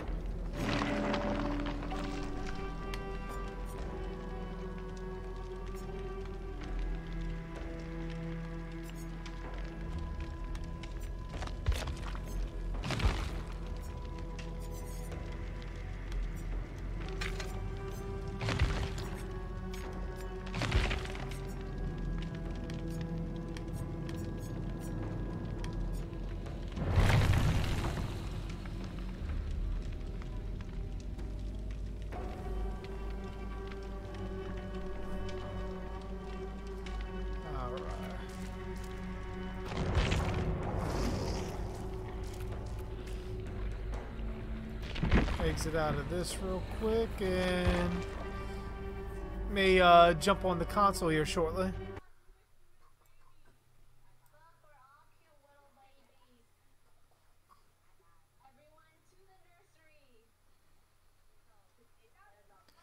Yeah, all I'll say as sort of little Easter eggs to my next video is just think Friday the 13th, Jason, and Pumpkinhead. Like how I'm going to mash that up for my next video. That's all I want to give. I don't want to give too many details. But that's what I'm working on.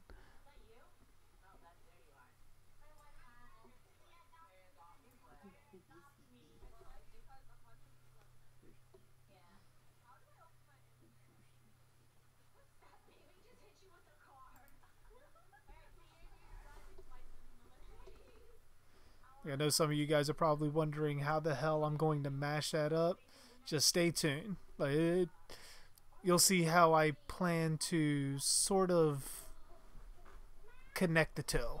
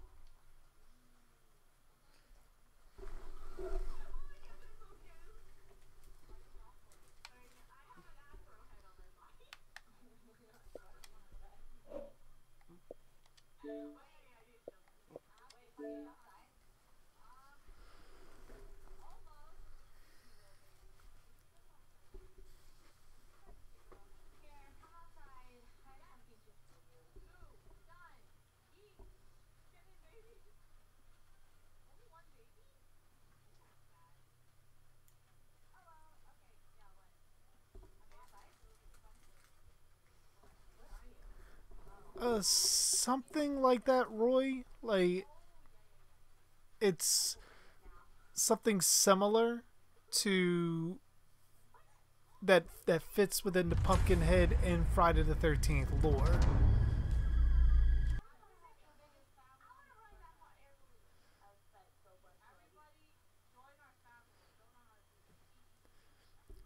and may even make sense as far as Savini Jason goes.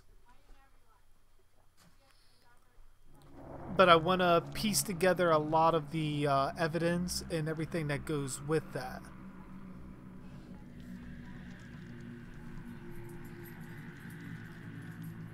I mean, by no means am I going to think this to actually be canon. It's more of a Dark Theories what if kind of video. But still going to be fairly interesting.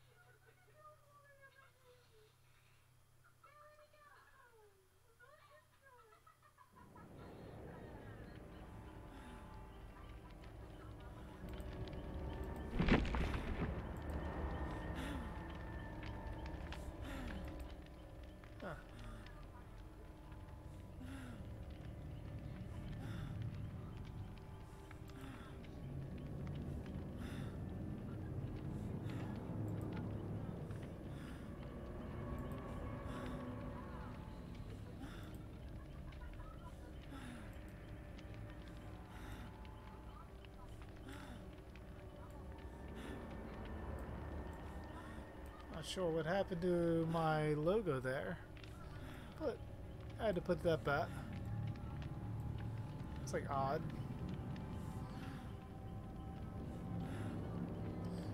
Let me put that up here as well.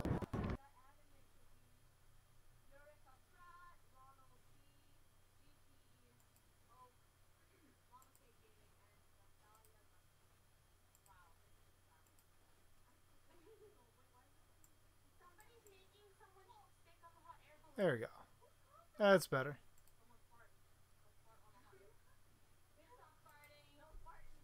No, I don't want any of that.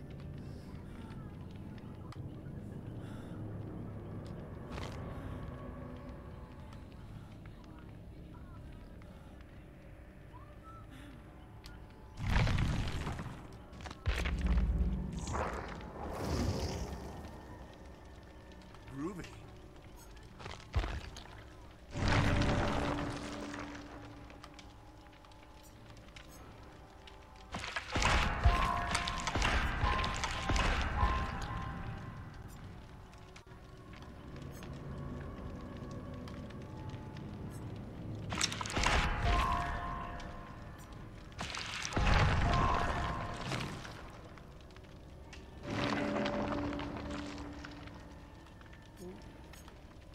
Get that tenacity perk.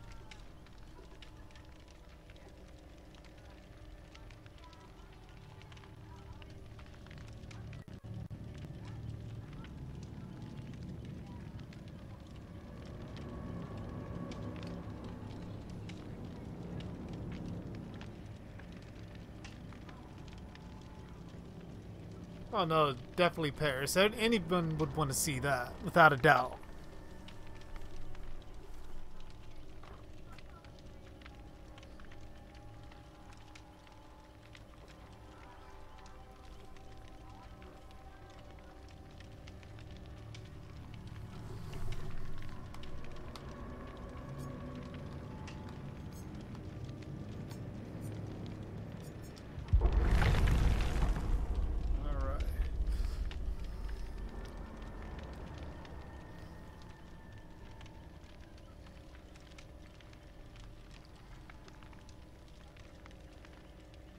Favorite Roy kill.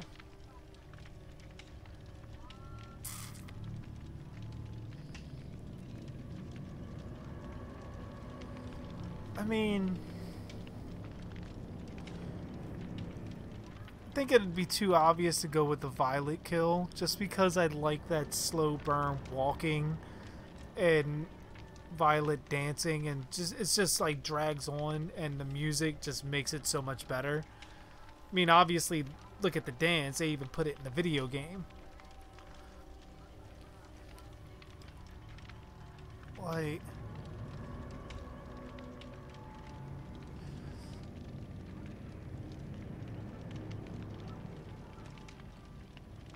I mean, outside of that,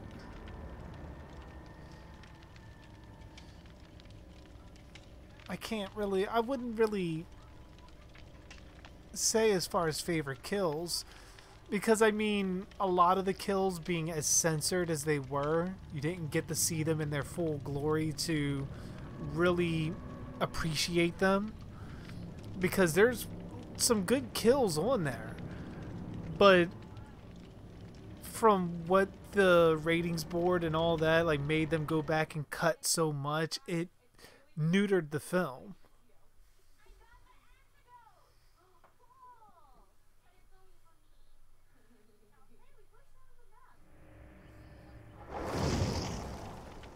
Yeah, exactly, Paris. That's exactly what I'm saying.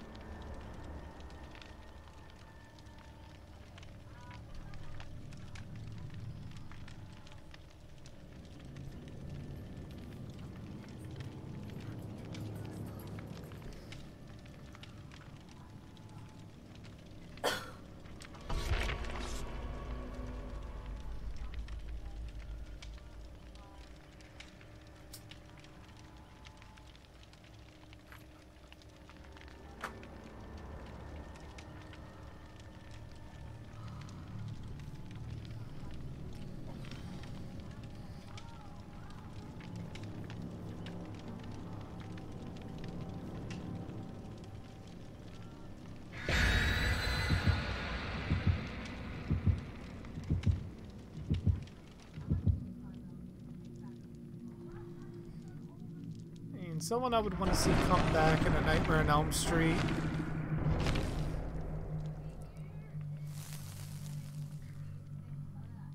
I mean,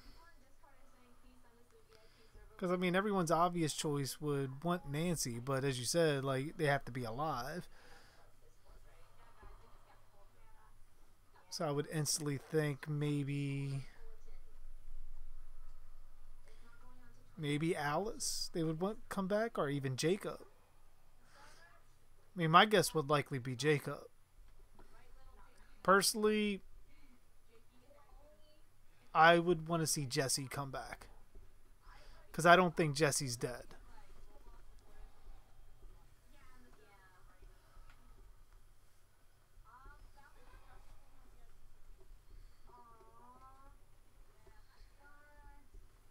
Yes, Miss Junie, I actually played all three of them back when they first came out. And as I was telling Paris, I actually have all of them on my PC. So I'm thinking tomorrow I might play maybe about like 30-45 minutes of one of them, just to get back into the groove of it. Maybe longer if I actually really get into the game. But we'll see once we get to it.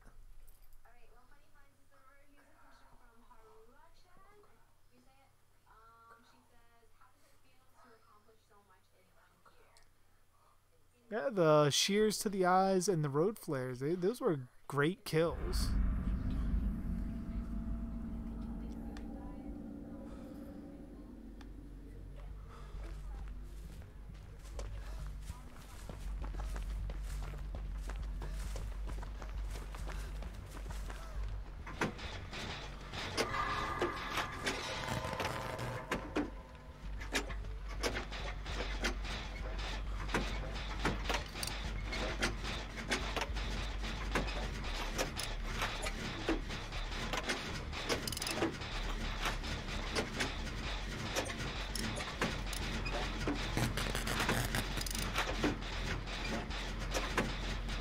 I could definitely feel the difference.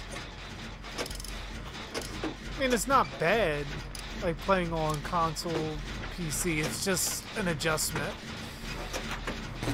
But I can definitely see why a lot of people prefer PC over console for certain games.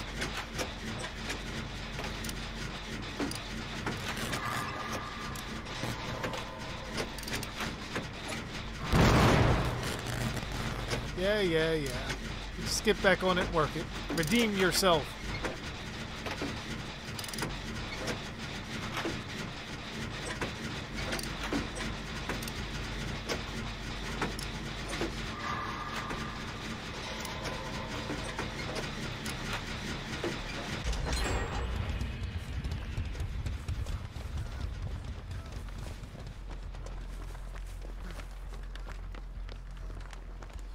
I'm so used to running with Ash because I don't have all these perks on him. The hell you stopping for? Get over there and get on the generator.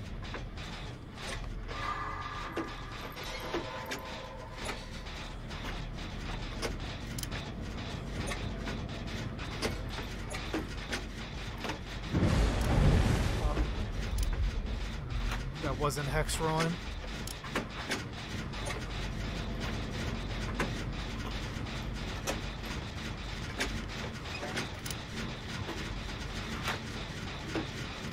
Or was it?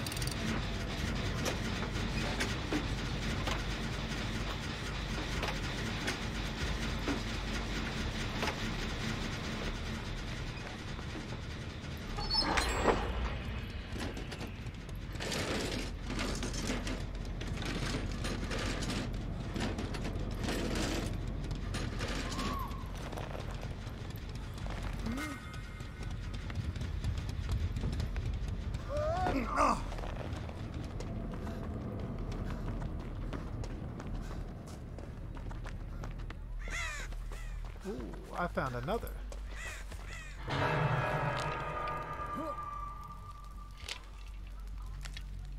Hey.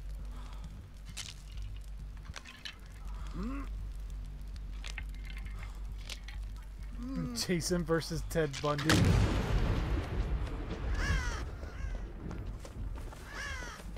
I mean, living or undead, I would probably give Jason the edge on that.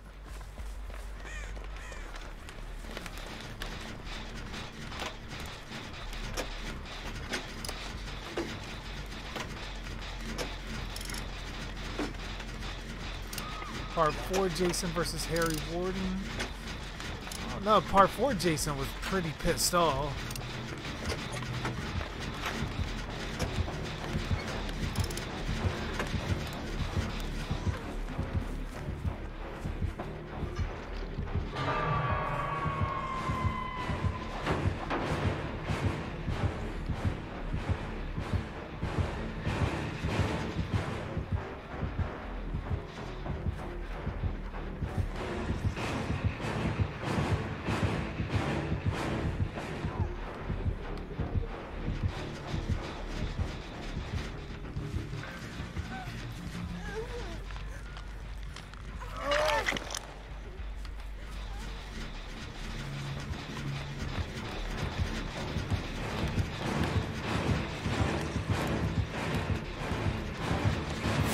I was gonna say, she didn't see Ash in that fucking shirt.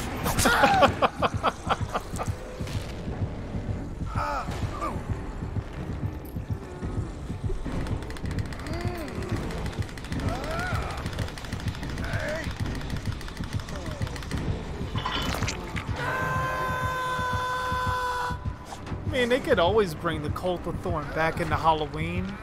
I just would, like you said, I would kind of tweak things from, I think it was the original script I saw, where they sort of made it where Michael, like, he wasn't actually part of the cult, but they sort of just put their brand on him.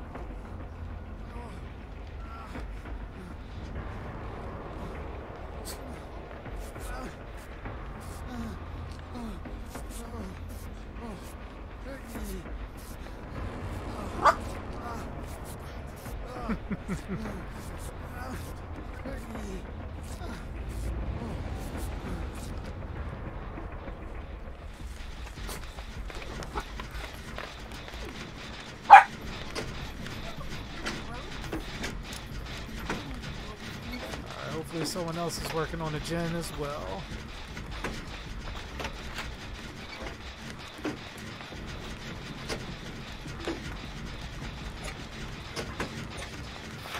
Surprisingly enough, it seems like a lot less people are playing as the Plague.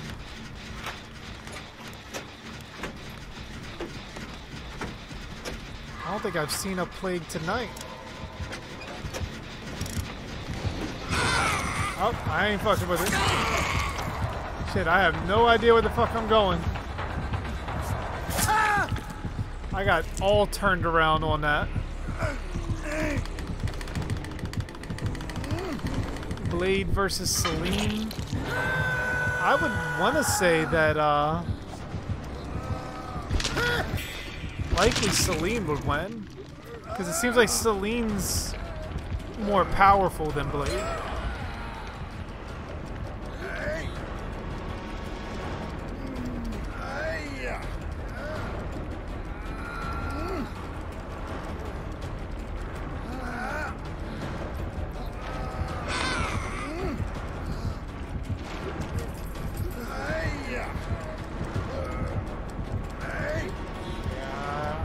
I'm getting saved this time.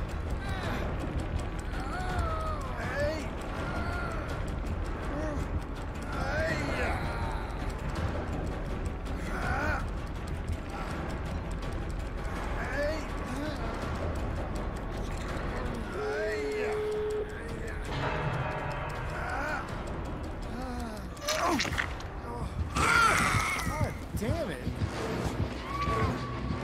And nowhere.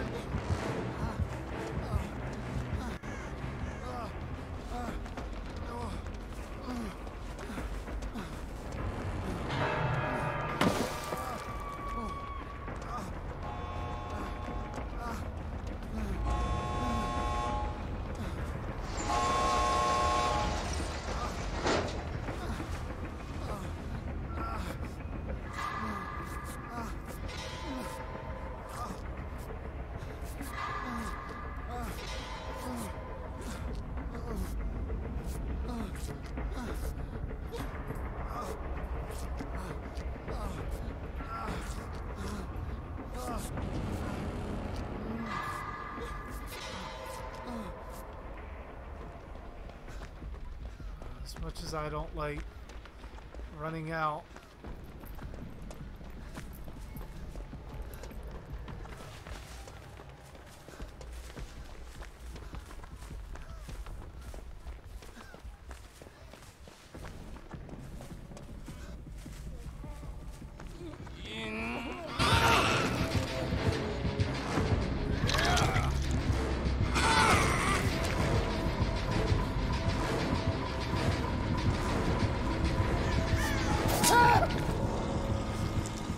I sacrificed myself. I'm the hero. Everybody escape.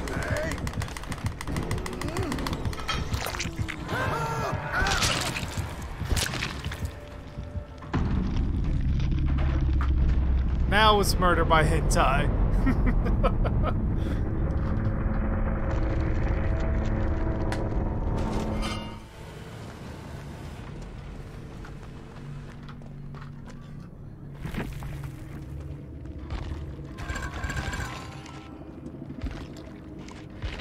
Normally I wouldn't want to go out with Noed out there. Ooh, and she had devoured hope. Damn, she came prepared.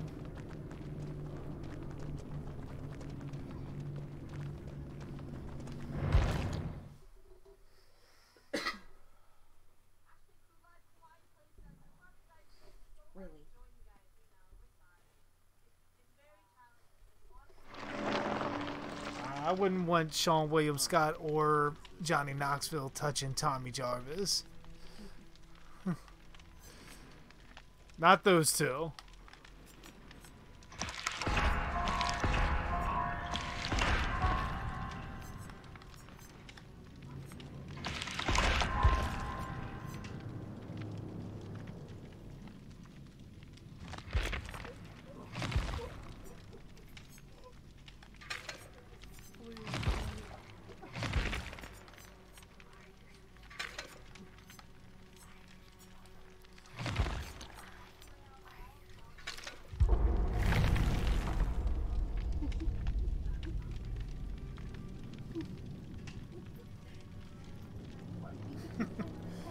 You know what, Paris? Just for you, tomorrow, stream will be called Death by Hentai.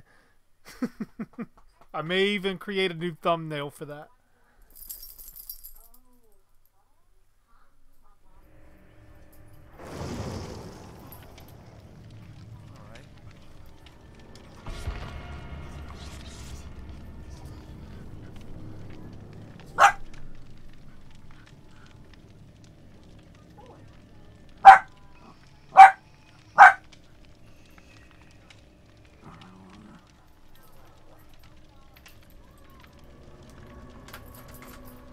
Apparently even the dog likes the idea. Death by hentai.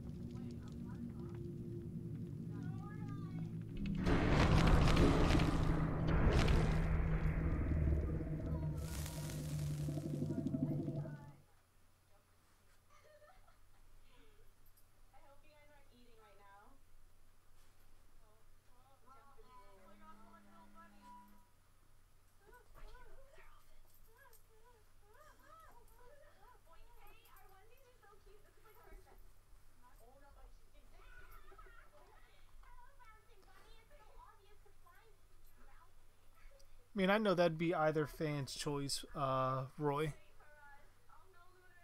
To have either Tom or Corey come back as Tommy. The funny thing is, I think it's likely we may get, if they get everything settled with the Friday the 13th movies, I think it's likely because of Halloween 2018 that we see Corey Feldman return as Tommy before Tom Matthews. At least in an official kind of status. Now that doesn't mean we might not see Tom in a Friday the 13th movie. He may play Tommy's father.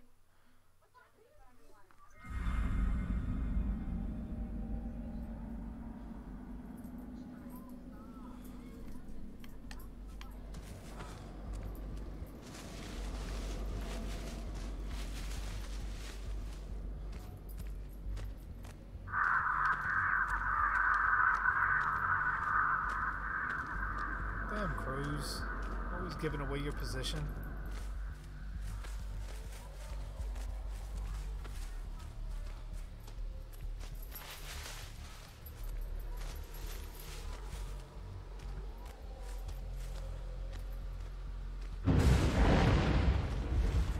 That's awesome.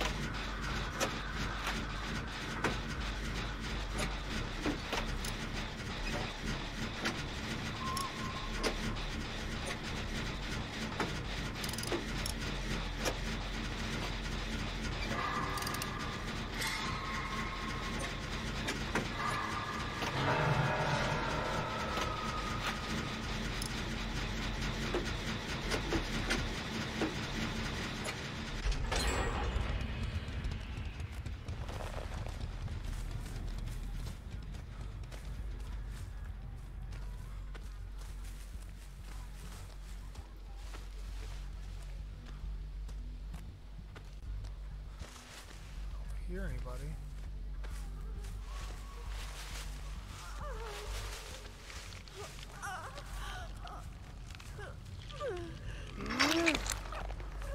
Oh shit! God damn hag again!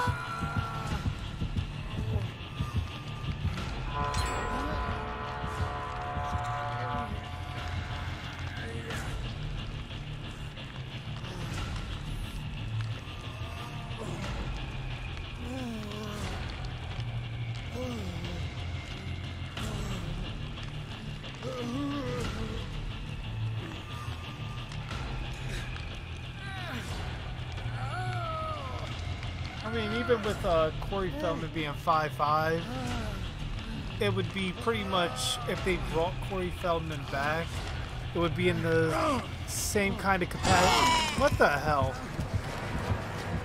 It'd be in the same kind of capacity that they did Halloween 2018.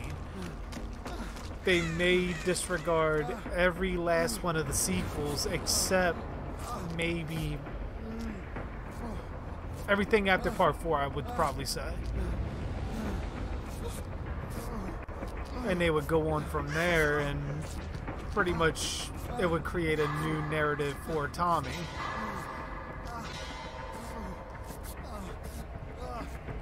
You don't really start getting into issues with his size or continuity of such like that until, oh my gosh,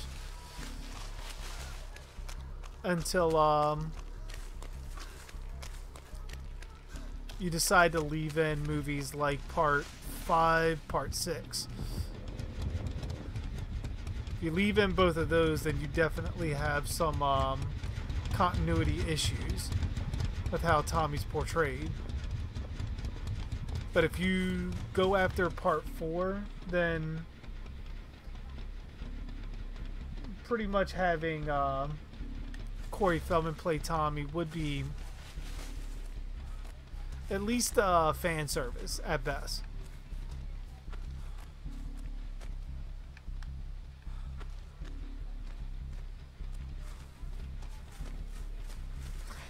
Have Bruce Campbell play Tommy. As much as I would like to see that, I probably wouldn't go that route.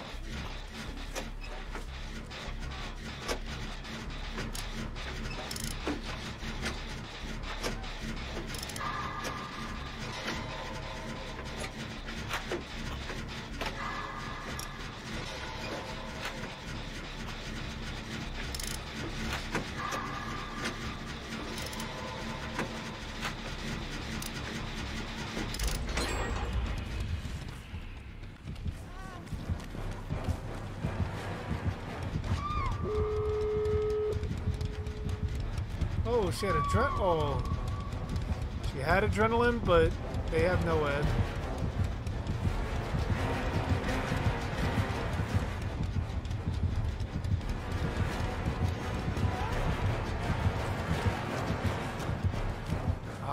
Tried to run over the slamming on her.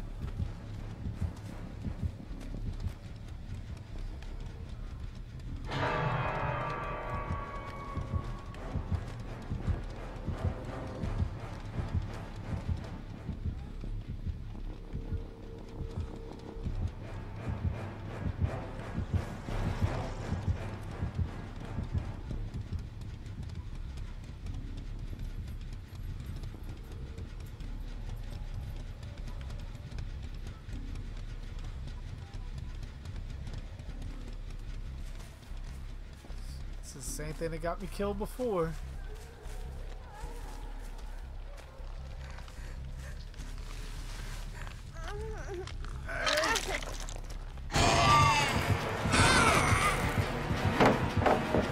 I ain't fucking with that. I got you off the hook. I want to live.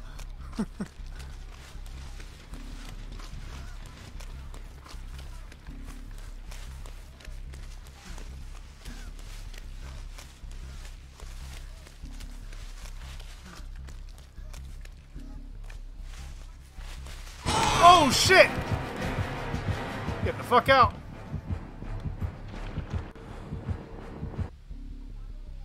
Oh my gosh.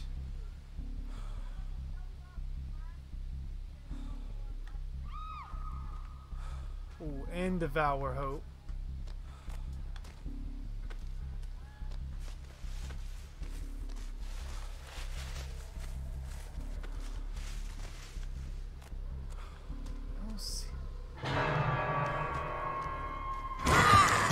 Fucking shit! Nope. My heart can't take it. I'm out. Fuck that.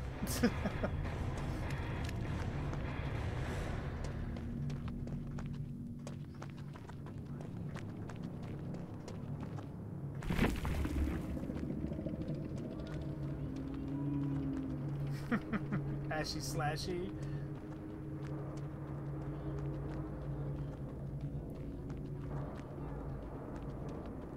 Punisher versus Jason. Punisher would need a whole lot of firepower to take out Jason.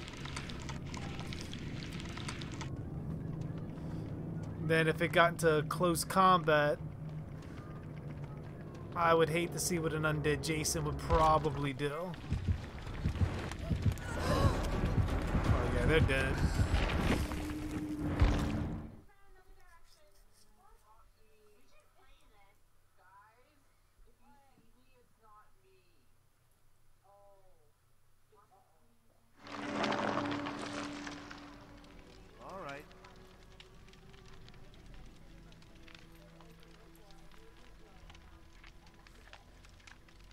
What popular YouTuber you would want to see spooked in Friday the 13th? The same way the stoner guy in part 3 was a spoof of Tommy Chong.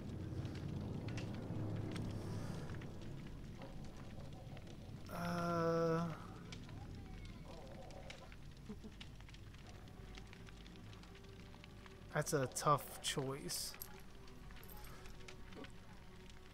'Cause I mean, Tommy Chong was more than just like talking. He was an image and all of that, so it made it much easier to spoof him because of the character. And I can't think of anybody really like that on YouTube that would warrant like where you get that instant recognition.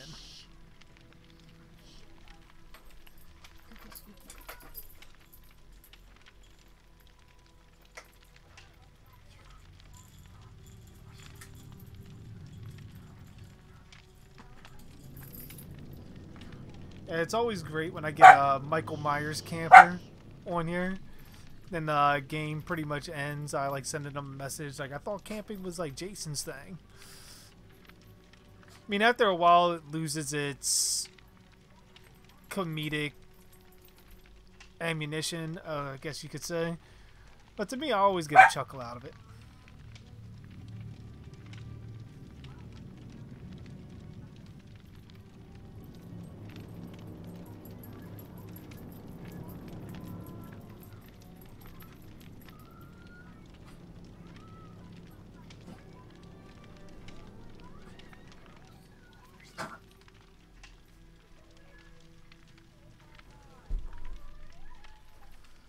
I think the reason a lot of them are going the route that Halloween did is because of the drop in quality of the sequels, which is why you get rid of the lesser ones. It's sort of getting a do-over.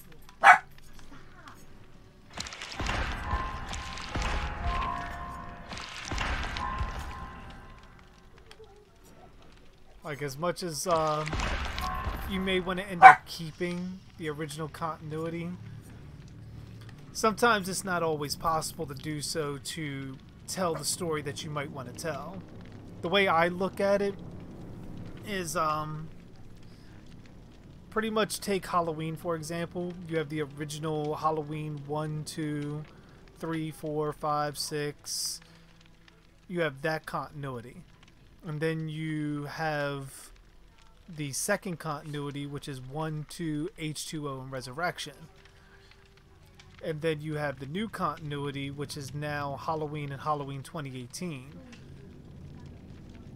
3 different timelines that stem from one movie that have their own distinct histories. Like, you can keep whichever one you hold most dear to you and follow the stories of the others. Like, it doesn't necessarily, like with the Friday the 13th, you have parts 1 through 8 for the Paramount films. And then you have the New Line films, which is technically its own thing, where it discards a lot from the original series, especially part 8, which has been said time and time again that Jason Goes to Hell completely disregards part 8 because of the critical and financial, I don't think it was a financial failure. I just think it was one of the lowest grossing Friday films of that point in time. So they wanted to act like it never existed because it was a failure from critics and fans. But that's still its own timeline. And then you have the remake, or reboot rather, because that wasn't a remake at all. You have that as its own separate timeline that's more updated. Now, if they go back and they pull a Halloween 2018 and cut off all the sequels after part 4, then that's just another timeline that could ultimately reinvigorate the franchise and keep it going far longer than the original series went. Now, if you don't like that direction that it goes, then you still have your original timeline. And they can always, just like with Halloween 2018 now, although it's unlikely, they could always give you a sequel to Resurrection. Or even a sequel to Part 6 for Halloween. Like that, and now when you start doing stuff like that, you open the door for any kind of sequel.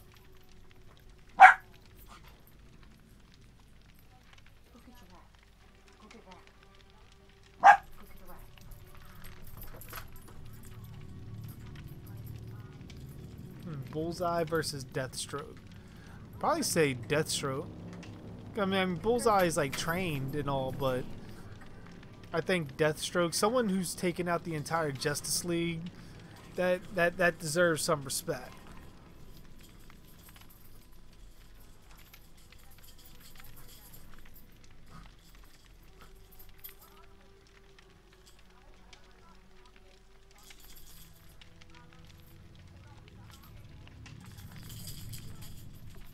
Yeah, I like the Halloween 1 through 6 timeline, especially after the news. I think I just heard not too long ago on Dave McRae's channel, where he was saying about the original opening sequence to Halloween 5, where the whole like Dr. Death thing. I don't know if you guys heard about that. Apparently, it's been going on for months, but this is the first I've heard of it, where Michael gets taken in by an occult leader, Dr. Death, who I'm assuming he has to be the head of the Cult of Thorn.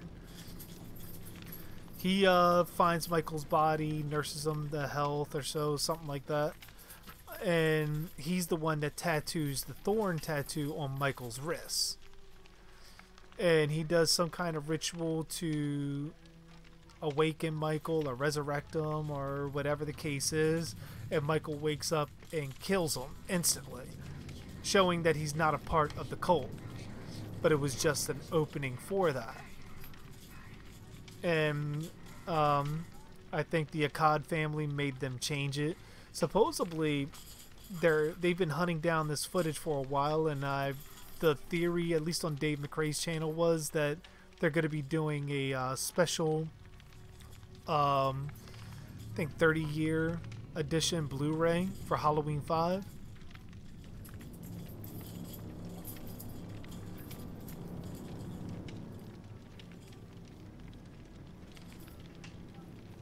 Which, I mean, if they're gonna resell it as a Blu-ray, if you already own it, I think that alone isn't necessarily enough to buy one. But if they have maybe a full-on director's cut, or some kind of cut of it where all of those scenes where that scene on top of other scenes are placed inside the movie to create a completely different context and how the movie plays out, sort of like how Batman vs Superman. Now, I've seen that movie both theatrically and I've seen the ultimate cut. And theatrically, I was one of the, I guess you could say, few that liked it.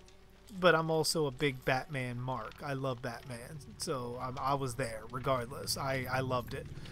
I mean, obviously, because I have the Ben Affleck suit. But I have to admit, when you watch the ultimate cut and you see that 30-40 extra minutes that's added to the movie, to me, it just added so much more to it.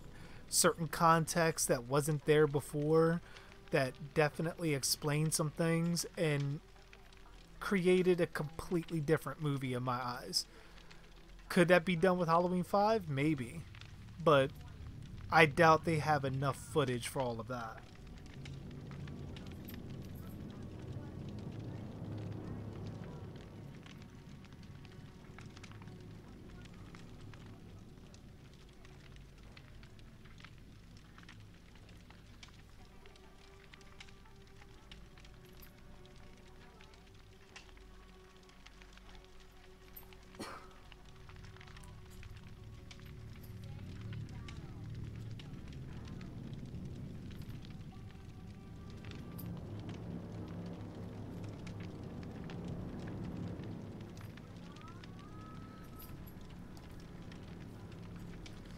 See, the only thing I don't see them doing where they connect Creighton Duke and Tommy Jarvis is because Adam Marcus, the way he's been speaking of like Sean Cunningham and his whole experience with Jason Goes to Hell, and how Sean's been talking about him at conventions. Like, if you've ever seen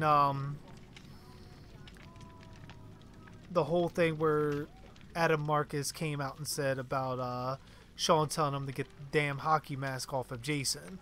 And then Sean's asked about it at a horror convention, and Sean says he's fucking lying.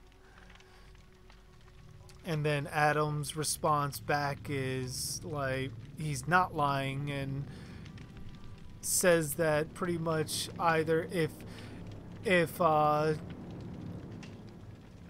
he's lying, or basically, yeah, if Adam's lying about the whole thing, like something along the lines about like whoever's lying, then either Sean's essentially the biggest pussy in Hollywood and bending the knee, so to speak, to a 20-year-old some odd director. Like, it's all online, so you can all check it out. I think Sean's still having, even after the lawsuit is over, he'll still be a producer on the films, and he'll still have some kind of say as far as that. And I think ever since then, Jason Goes to Hell has been exercised from the timeline, even New Line's timeline.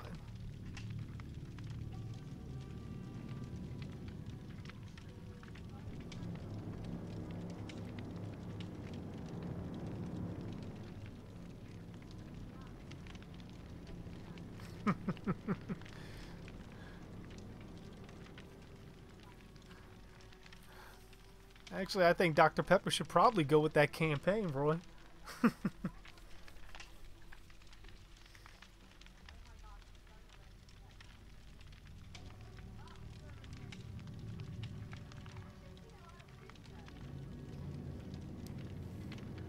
Yeah, like Jason Goes to Hell was one of those movies that was all about ideas, but not really execution and how it fit into the overall story. And New Line didn't necessarily care because it was their first Jason movie. They figured pretty much having Jason under their umbrella and being known for Freddy movies, it was just gonna be something that worked.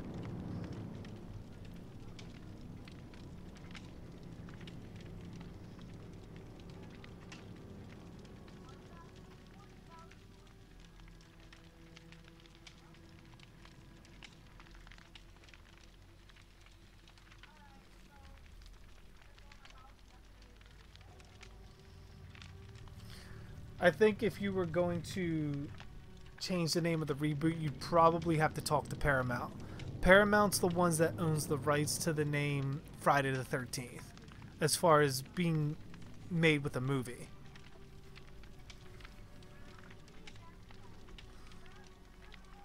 Which adds a layer of fueling to Sean because of the current lawsuit and who owns what.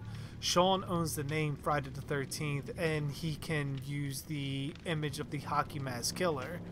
The problem with that is Sean, that would probably put him in direct business with Paramount, which the whole point of his move was to go to New Line so he can make Jason movies and profit off of that. However, with the Jason character, that went to Victor. So now if New Line wanted to make a Jason movie, they have to negotiate with Victor on that. At least from if I'm remembering how it's supposed to go, right? But I know that's how it was split. Because I know Paramount, as far as movie rights go, they own the rights to the name Friday the 13th.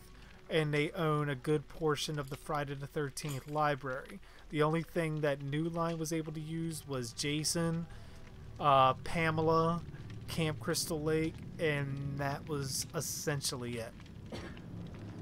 Everything else was completely off the table, which is why we never saw Tommy Jarvis in any of the New Line films or any returning characters. We didn't even get a montage of a brief history of Jason, as they did with Freddy and Freddy vs. Jason. We just got a quick rundown, kid drowned, so forth. The perfect place we could have probably had that was in the dream sequence with Jason, where we saw a lot of his past, and they could have inserted images from the Paramount movies in there to show that they were connected, but they never did.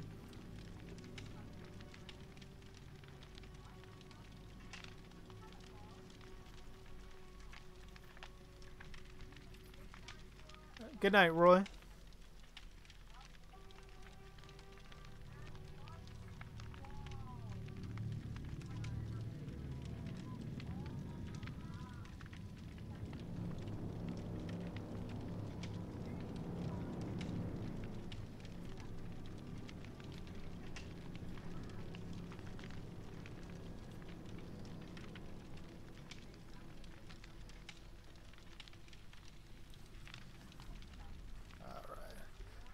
I think I got one more game in me, and then I'm probably going to make some food because I am getting hungry.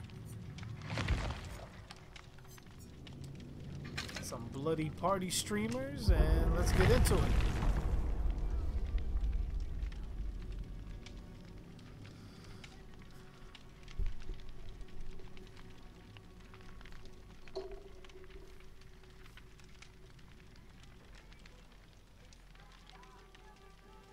If they were to settle and I could make the movie that I would want to make, I would probably do the original sequel that I did the video on. The one based off of Badlands and Abuser and the Abused. Ruby.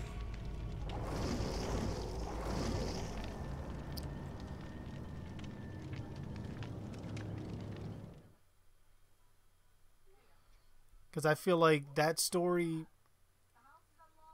had, out of every potential sequel story that I've made, as far as video wise, that one stuck with me the most, even though technically you have two killers in that story.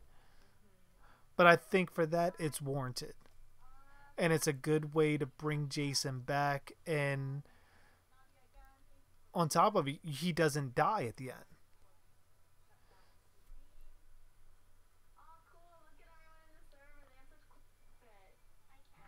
Because like what I would kind of want to do for those that have watched that video, if you haven't, be sure to check that out. I think I have it on my homepage. It's like the first video on my YouTube channel that you actually see when you click on it.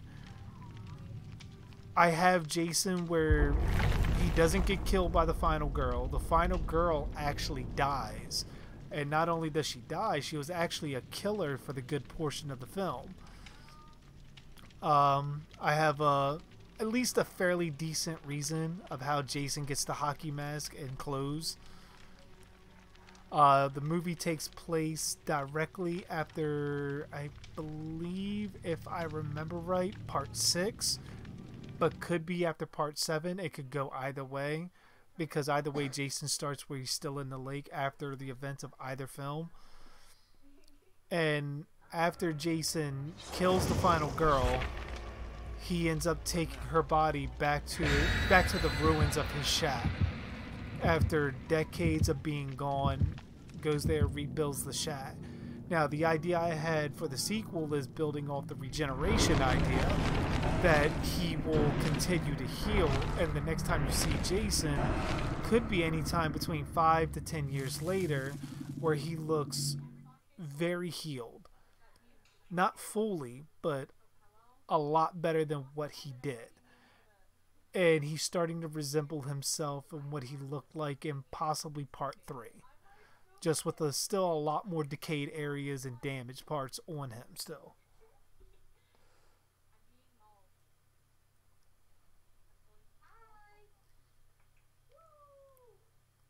But with starting the movies like that, I want to try to do at least a 3-part story that eventually gets him to the final end game for his character, and moving on past Jason and keeping Friday the 13th possibly with a new killer after that.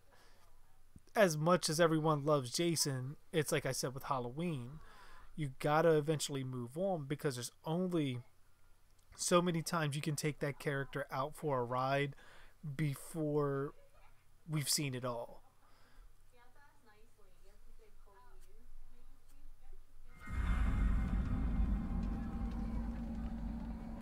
Like, I'm not saying necessarily retire the character, but he's gonna have to evolve in some kind of way.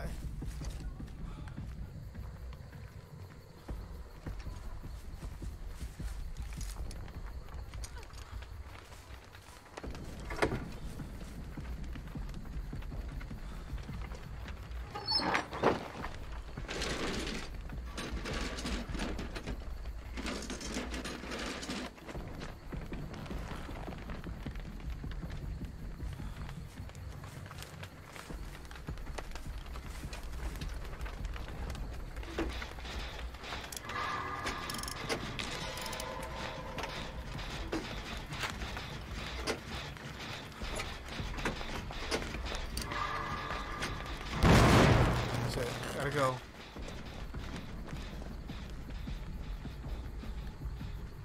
God damn, great skill checks.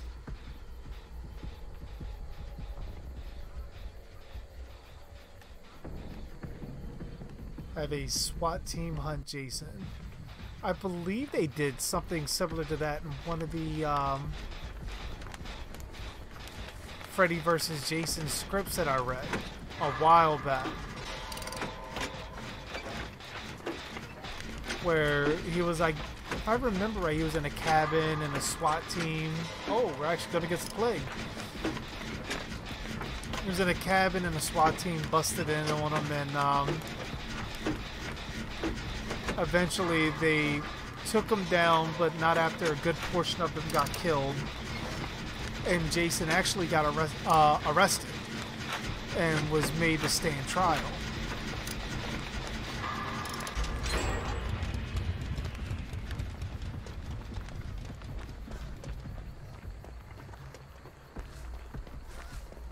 Which might sound interesting in theory, but a Friday the 13th courtroom drama is not something as a fan I wanted to see.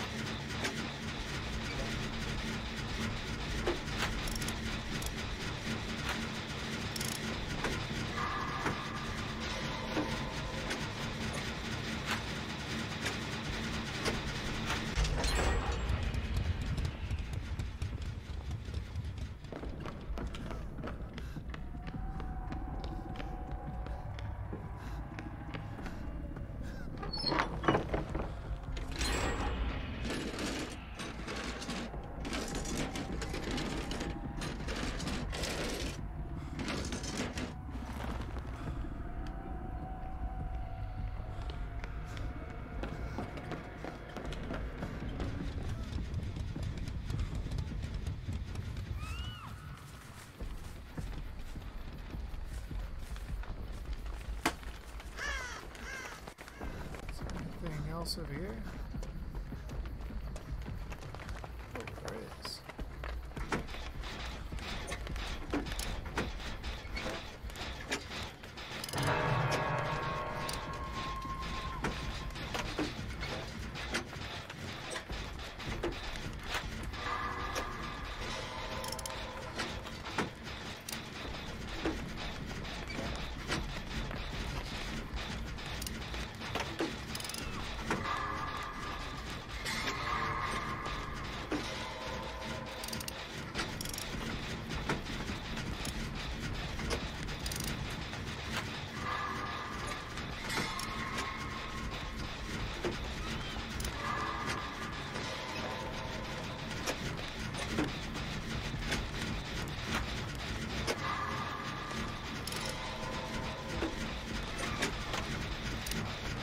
Must be using a flashlight over there or something.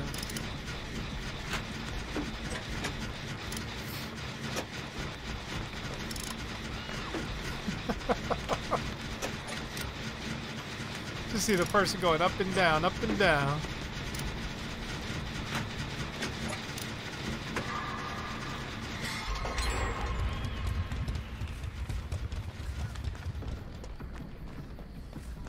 That's a flashlight. That's got to be pissing that killer off so badly.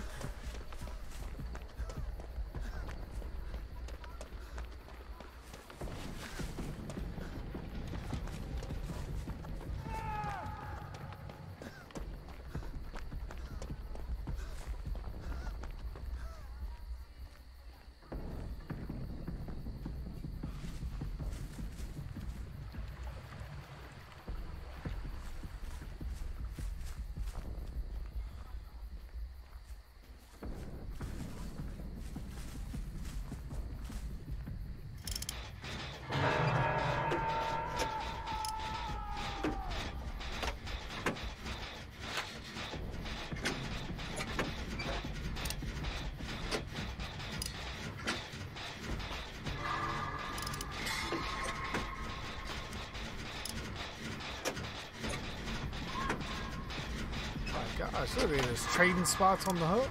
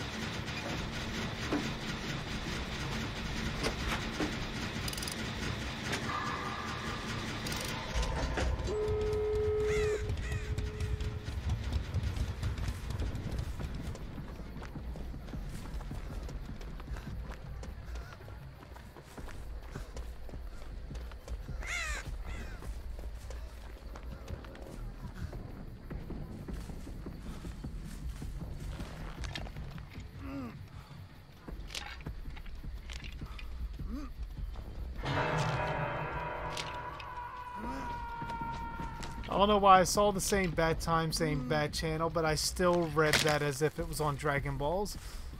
As if it's the narrator from there.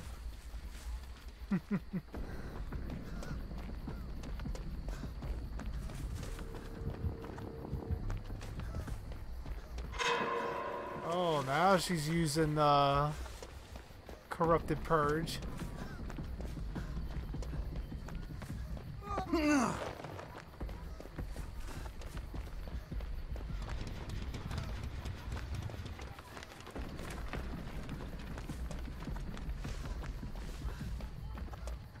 Wait a minute. Oh, I was gonna say, wait a minute, the door's not over here?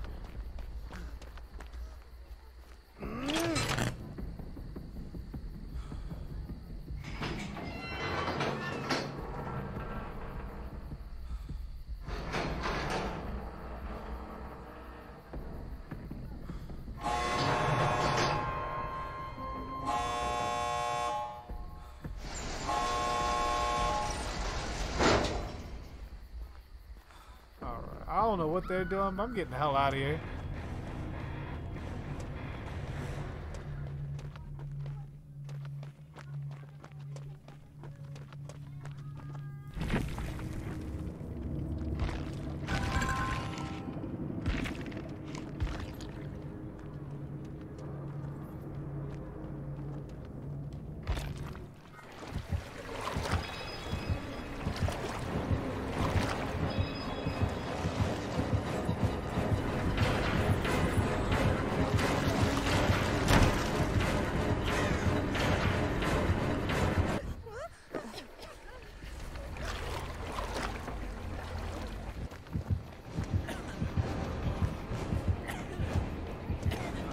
I think they're just like just going for points at this point.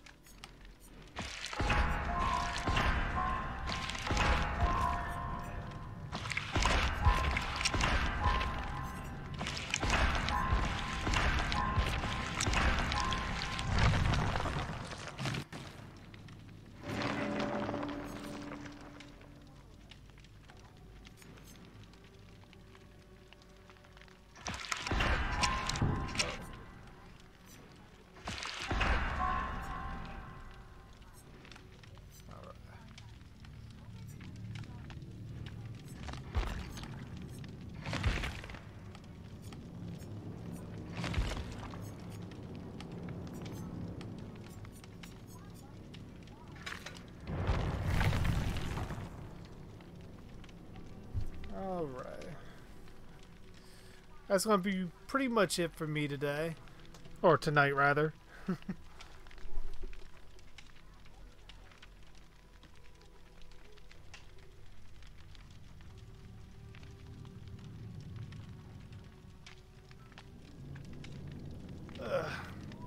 But like I said, like I'll be on tomorrow. Probably do some streaming same around time. I mean, I do work tomorrow morning, so I'll be out and about. I may come on a little bit earlier. Play some of Evil Dead Regeneration. I'm not sure how long I'll play it for. Maybe half an hour, something like that. Unless I get really into it, then I'll be playing for longer. And then, of course, some more Dead by Daylight. Might even try some other games if I at least feel the need to. I still have Friday the 13th Killer Puzzle. I've been working through that for forever. Friday the 13th, the game. I might try that again. Never know.